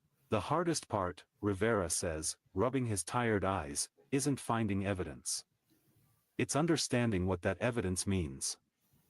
A text message showing gratitude doesn't disprove trauma. The absence of immediate outcry doesn't mean nothing happened. But then again, neither scenario proves guilt. The Utah State Attorney General's comprehensive review has raised more questions than answers. Their preliminary findings highlight systemic issues, the pressure on small-town police departments to resolve high-profile cases quickly, the challenges of maintaining investigative objectivity in close-knit communities, the way social media can shape and distort public opinion before any evidence reaches a courtroom. At Mountain View High, new protocols govern every interaction between staff and students. Security cameras now monitor previously private spaces. Meetings require open doors and third-party presence. Trust, once the foundation of education, has been replaced by documentation and surveillance. We're protecting everyone, says Principal Patricia Larkin, who took over after Dr. Morrow's conviction. But something precious has been lost. When a student needs to talk about family problems or college fears, they now face a barrier of procedures and witnesses. Safety matters, but at what cost to genuine connection? The ripples extend beyond Cedar Valley. Sexual assault support centers across Utah report a troubling trend, survivors hesitating to come forward, haunted by Carly's experience. They ask us, says Counselor Maria Chen, if they don't have perfect evidence, if their text messages don't show immediate trauma, if they waited to report, does that mean no one will believe them? Dr. Morrow's return to Cedar Valley was not the triumphant homecoming his supporters imagined. He and Gina sold their house on Maple Street, moving to a smaller home on the outskirts of town. He declined offers to return to education, instead focusing on writing a book about his experience, not to proclaim innocence or assign blame, he says, but to explore how justice and truth can become tangled beyond recognition. I lost 2 years of my life, he wrote in a statement released through his attorney. But this town lost something even more valuable, its certainty. Its ability to trust not just individuals, but the very systems meant to protect us all. Carly Moore left Utah entirely. Her parents still defend her account, pointing out that trauma doesn't follow a predictable pattern, that text messages can mask pain, that young victims often try to maintain normalcy even after devastating experiences. Yeah, that's true. They've established a foundation advocating for more nuanced approaches to investigating sexual assault cases. The Cedar Valley Courthouse stands as it has for generations, but those who enter now carry a heavier burden of doubt. Prosecutors approach sexual assault cases with increased caution, knowing that certainty can dissolve in the face of new evidence. Defense attorneys dig deeper into digital footprints, knowing that truth might hide in forgotten cloud backups. Professor Emily Lawson, completing her comprehensive study of the case, suggests that its true significance lies not in determining absolute guilt or innocence, but in exposing the limitations of our current approach to justice. We want clear villains and heroes, she writes. We want evidence that points in one direction. We want truth to be obvious. But cases like this force us to confront a more complicated reality. Cedar Valley's experience has become a case study in law schools and police academies across the country. It raises essential questions. How do we balance the rights of the accused with support for alleged victims? How do we maintain investigative integrity when social media can turn local cases into national spectacles? How do we preserve community bonds when neighbors find themselves on opposite sides of an unbridgeable divide? Perhaps the most profound impact is the most subtle, the way Cedar Valley residents now regard their own certainties. At the diner where townspeople still gather for morning coffee, conversations about the case have evolved from heated debates about guilt or innocence to more nuanced discussions about the nature of truth itself. Maybe that's the real lesson, suggests Reverend Thomas King, who counseled both the Morrows and the Moores throughout the ordeal. Not that we should trust less, but that we should be more humble about our certainties. Every truth we think we know might look different from another angle, in another light, with more evidence. The mountains of Cedar Valley still cast their shadows each evening, just as they did on that autumn day when Carly Moore first stepped into the police station. They stand as silent witnesses to a story that reminds us how the deepest truths can shift like desert sands beneath our feet. Perhaps you've lived in a town like Cedar Valley. Perhaps you've trusted someone the way they trusted Dr. Morrow. Perhaps you've questioned your own certainties the way this community now questions theirs. This isn't just their story, it's a mirror reflecting our own assumptions about truth, justice, and the stories we tell ourselves about the people we think we know. If this case has Absolutely. stirred something in you, share it with others who understand that the most important conversations are often the most difficult ones. Subscribe to True Crime Case Tapes for more stories that challenge our perceptions and remind us that in the search for justice, the hardest truths are the ones that refuse. That was the end of that one, y'all. So, yeah, y'all, it's a lot going on out here in the world today, even in the school systems. You see, even in the school systems, it's just a lot. We got to be very careful. It's a lot. It's a lot going on in marriages, relationships, school systems, jobs.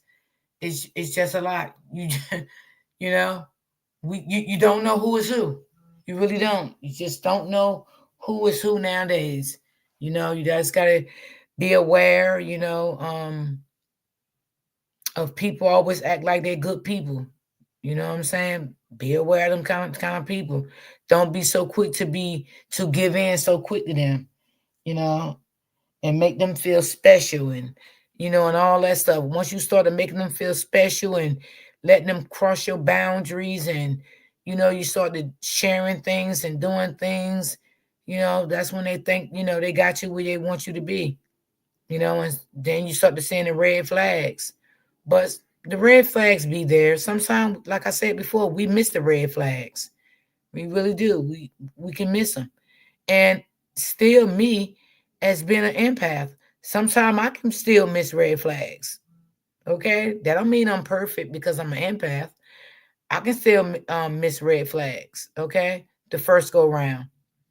But it won't last forever because I always ask God to show up and show out, you know? And I always ask God, if people don't mean me no good, I always ask God to show them up immediately. So just don't be so quick to, because loyalty, that's a deep word. Loyalty is really, really a deep word. Friend, that's a really deep word. So before you decide to want to use all those deep words and all that, make sure this person is the right person that you think they are, you know, because when you started feeling that you got loyalty in that person and you start calling this person your sis and that person hurt you, yeah, mm-hmm, it's gonna cut you deep. So before you started doing all of that, make sure that you can really, you really got trust in that person. You know what I'm saying? Like sit back and do a little homework, meaning study them, you know? Because sometimes people, when you first meet people, they're gonna always show you the good side of them anyway. They're never gonna show you the rough side of them. And then you got some people will come out and say, yeah, I got some rough sides of me. I'm rough around the edges, blah, blah, blah, blah, blah. Then you got some people. Listen, when you meet a person and they start this having you think that they don't have no flaws in them at all, like everything they do and say is right, everything they did to a person was right, everything the person did to them was wrong, like that's red flags right there, y'all, because we have not did everything right in life. Okay, we have said some things, did some things that we know that we shouldn't have said and done. Okay, so when a person you meet come to you and make it seems like people always did things to them and they never did things to no one else, I'm just saying, just be careful about it because it is some red flags there. I can guarantee you that. It's definitely some red flags. And Sometimes people get too close to people. They just get too close to them and start to tell them all their personal business and how they live. And, you know, I mean, not even don't get so close to people and tell them your past. Because people will hold your past against you. That's as well they will hold what's going on in your life present against you too. You know what I'm saying? So, I mean, sometimes it's good to keep things a secret. It's not good to tell everything. It's just not. I mean, if you want to tell some shit and you feel like you want to express like how you feeling deeply inside, I feel like go get you a counselor. You ain't got to never worry about it getting nowhere. You know what I'm saying? You don't have to worry about that. And I know sometimes we all like to vent, but you got to pick your battles. You got to pick your battles. I'm telling you. Before you pick up that phone, ask yourself, is this what you want to discuss? Do I trust this person enough to discuss this? Ask yourself that. You know? Because you may pick the wrong battle and you may regret it at the end. You definitely may regret it. So, you know, it's all depends on, you know, you and your mindset and how you're thinking and how you view people. Because everybody view people different. Everybody view people different. Everybody don't view the people the same, you know. And then don't be so quick if, you know, like if someone want to do something nice for you, that's cool. That's cool. Let them do it. But that don't mean that they are a honest person all the time. Sometimes people have not had people to do nice things for them in so long in their life, or maybe sometimes people never had that in their life. So sometimes when people do nice things for you, it does make you feel good. I'm not gonna lie. I can talk from experience. It does make you feel good. It does make you feel love. It make you feel excited, all of that. But in the process of that, sometimes those people can do that with false intents. So have you thinking that there are something that they're really not. Okay? So that first gift could be to open you up. I'm not saying everybody, I'm saying some people. Okay? Because some people had already now sized you up. Okay, I see giving her gifts, giving her this, doing this. This will make her open up more, tell me more about herself. Sometimes a friend will size you up just like a damn man. Or a so-called friend or associate, however you view the person. It's up to how you view them. Do you view them as your friend? It's up to you. Okay? A friend will do you just like a man. They'll size you up just like a man. They'll start to know your weakness, how they can get you to say things. Mhm. A friend can do just like a man. It's a, I guess a friend. Like I said, it's however you view them. Everybody view people different. You know, they'll start asking you questions. You know, and once you start to answer all them questions every time they ask you, that's another sign they got you. Then they got you. They know you like the gossip. You know, they know you that troubling person. They know you know you hurting, you in pain. You never had a good friend. Um, you never had your family in your life. No one never did nothing for you. So they're gonna do everything in their power to do all the stuff that you're missing. They're gonna do some of those things. It's not everything. They'll do some of those things for you so you can open up to them.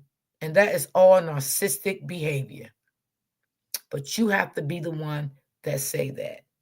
Again, friend, sis, loyalty is a powerful word to use. So it's It's nothing wrong with saying my associate. You don't even hear that too much no more in life because everybody just go off sis, boo, friend. You know, I mean, it's up to you how you want to view a person. Like I said, that's all up to you. Okay. Nobody can tell you how to view a person. You the only one know how you want to view this person. But think about it. Think about it.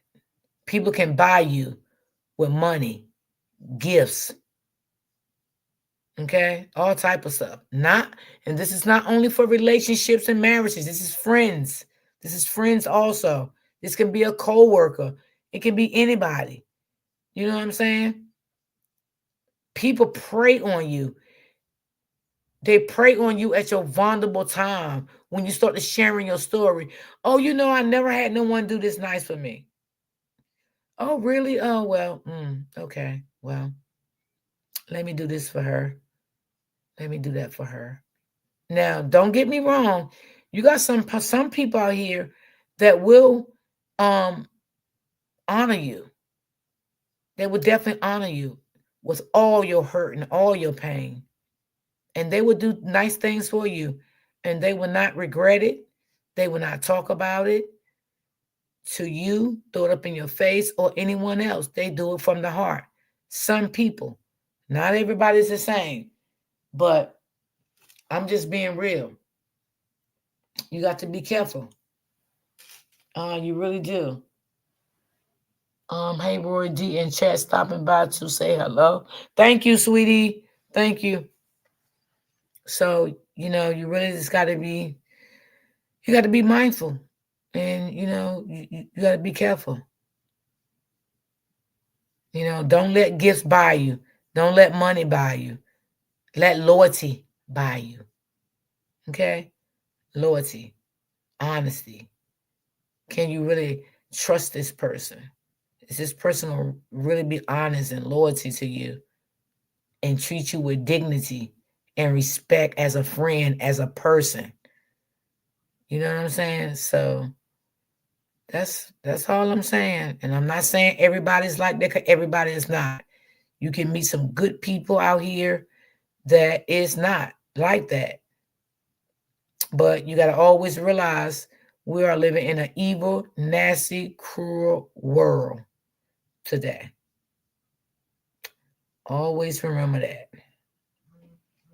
You know, so it is what it is. Yes. Hey, Donald, and you know you was in the chat. Hey, girl.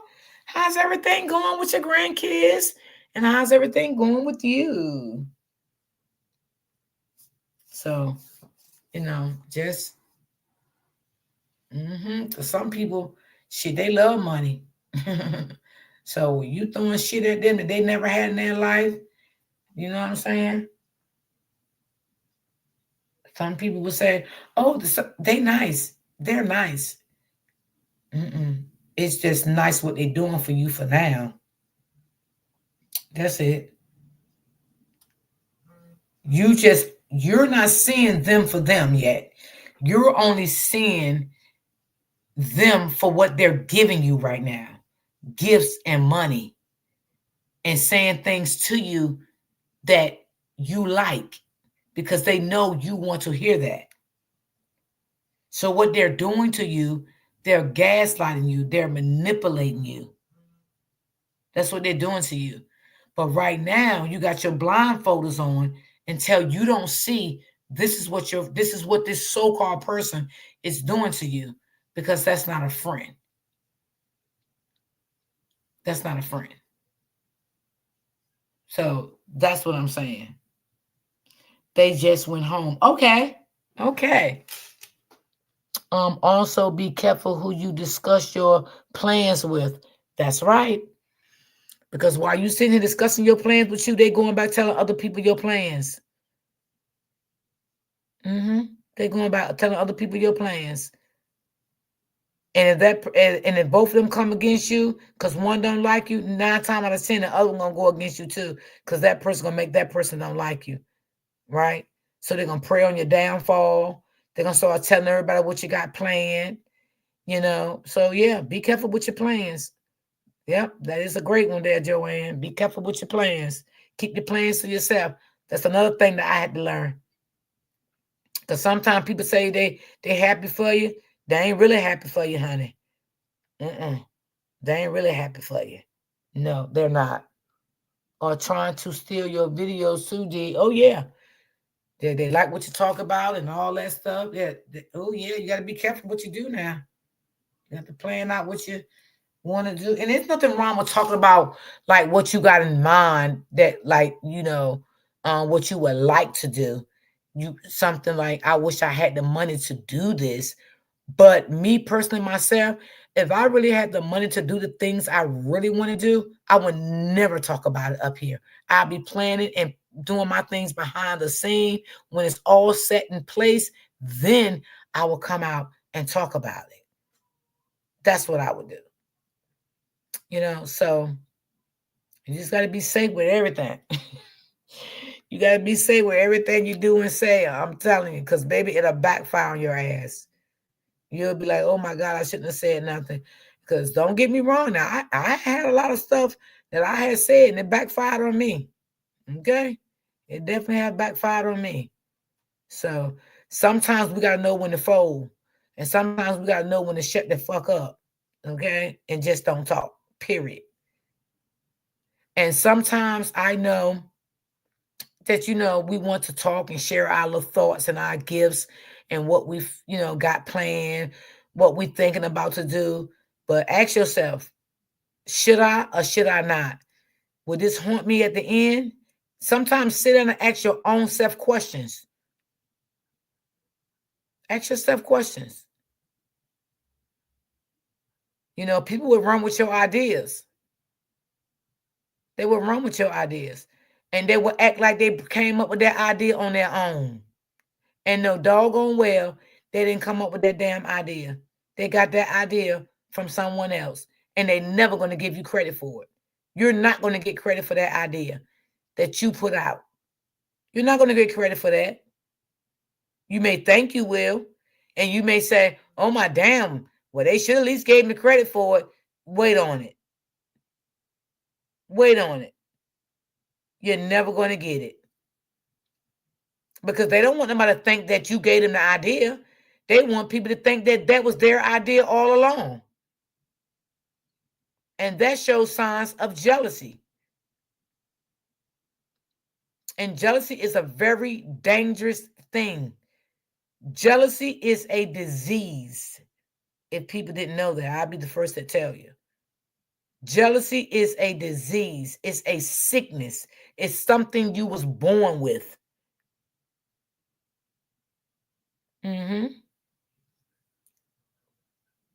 For real, for real. So let's try to keep your goals to yourself. Be mindful of things you share. Be mindful of people you think is loyalty to you, because sometimes you got to realize one thing. You can be loyalty to a person and they not loyalty to you. Okay? So that's when the pain and the hurt come in.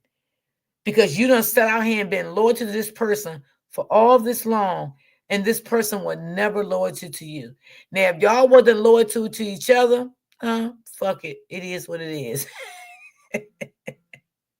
But if you was loyalty, this is like if you was married, you were loyal to your husband, your wife, and they was behind your back all the time portraying you. That's going to cut you deeply.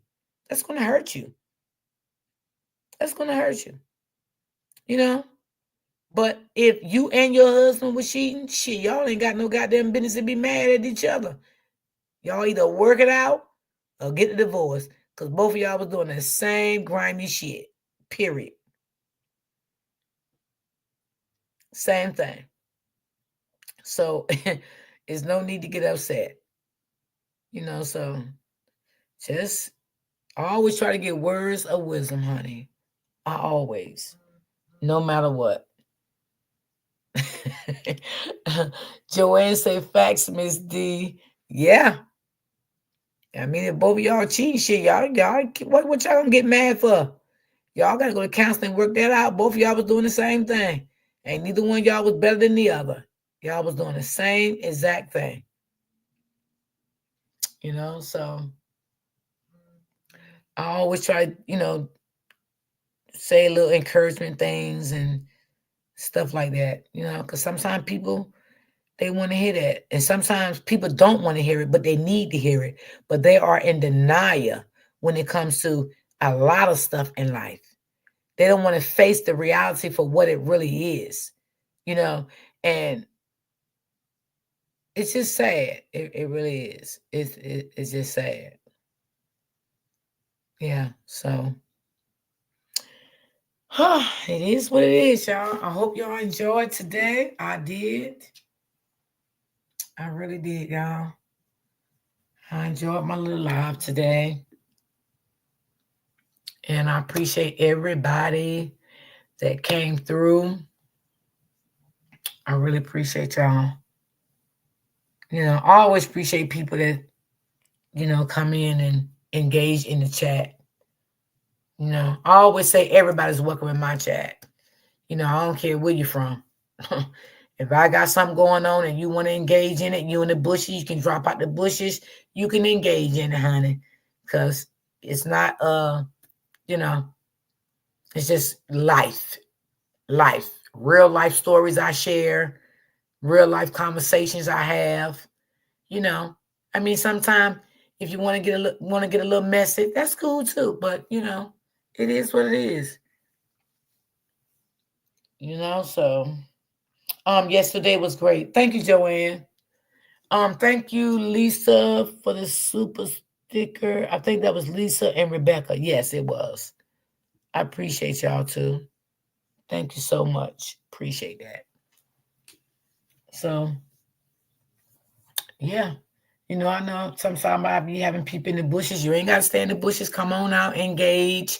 Tell how you feel about the story or whatever. It's cool with me. It's cool with me. So I'm going to get up off of here, y'all. Get me something to eat and relax for the rest of this evening. Yes.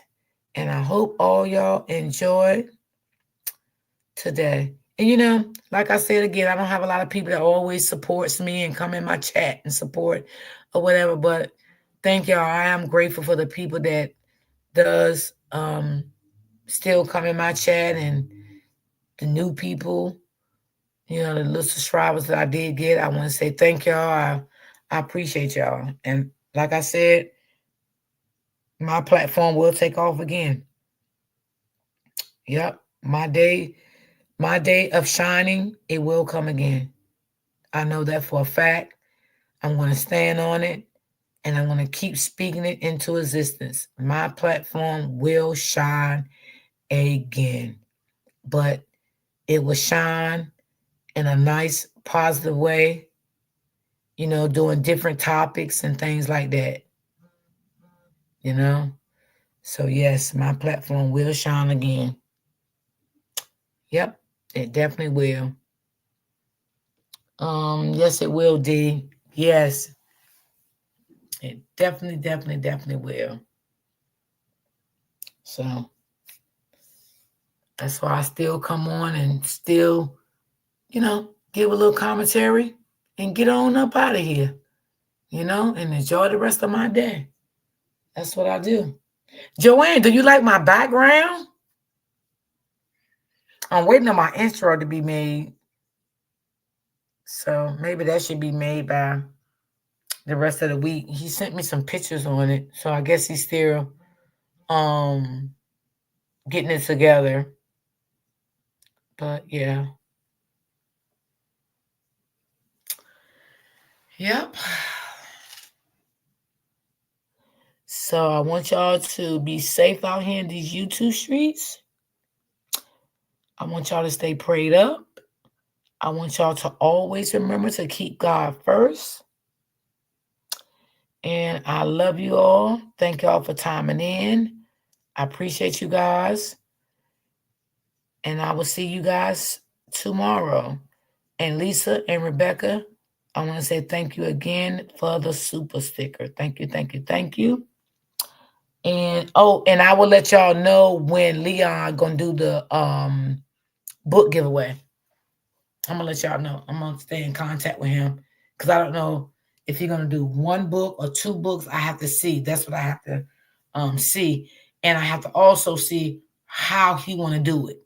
I have to see that also too. Thank you, Joanne. So I have to also see how he want to do it.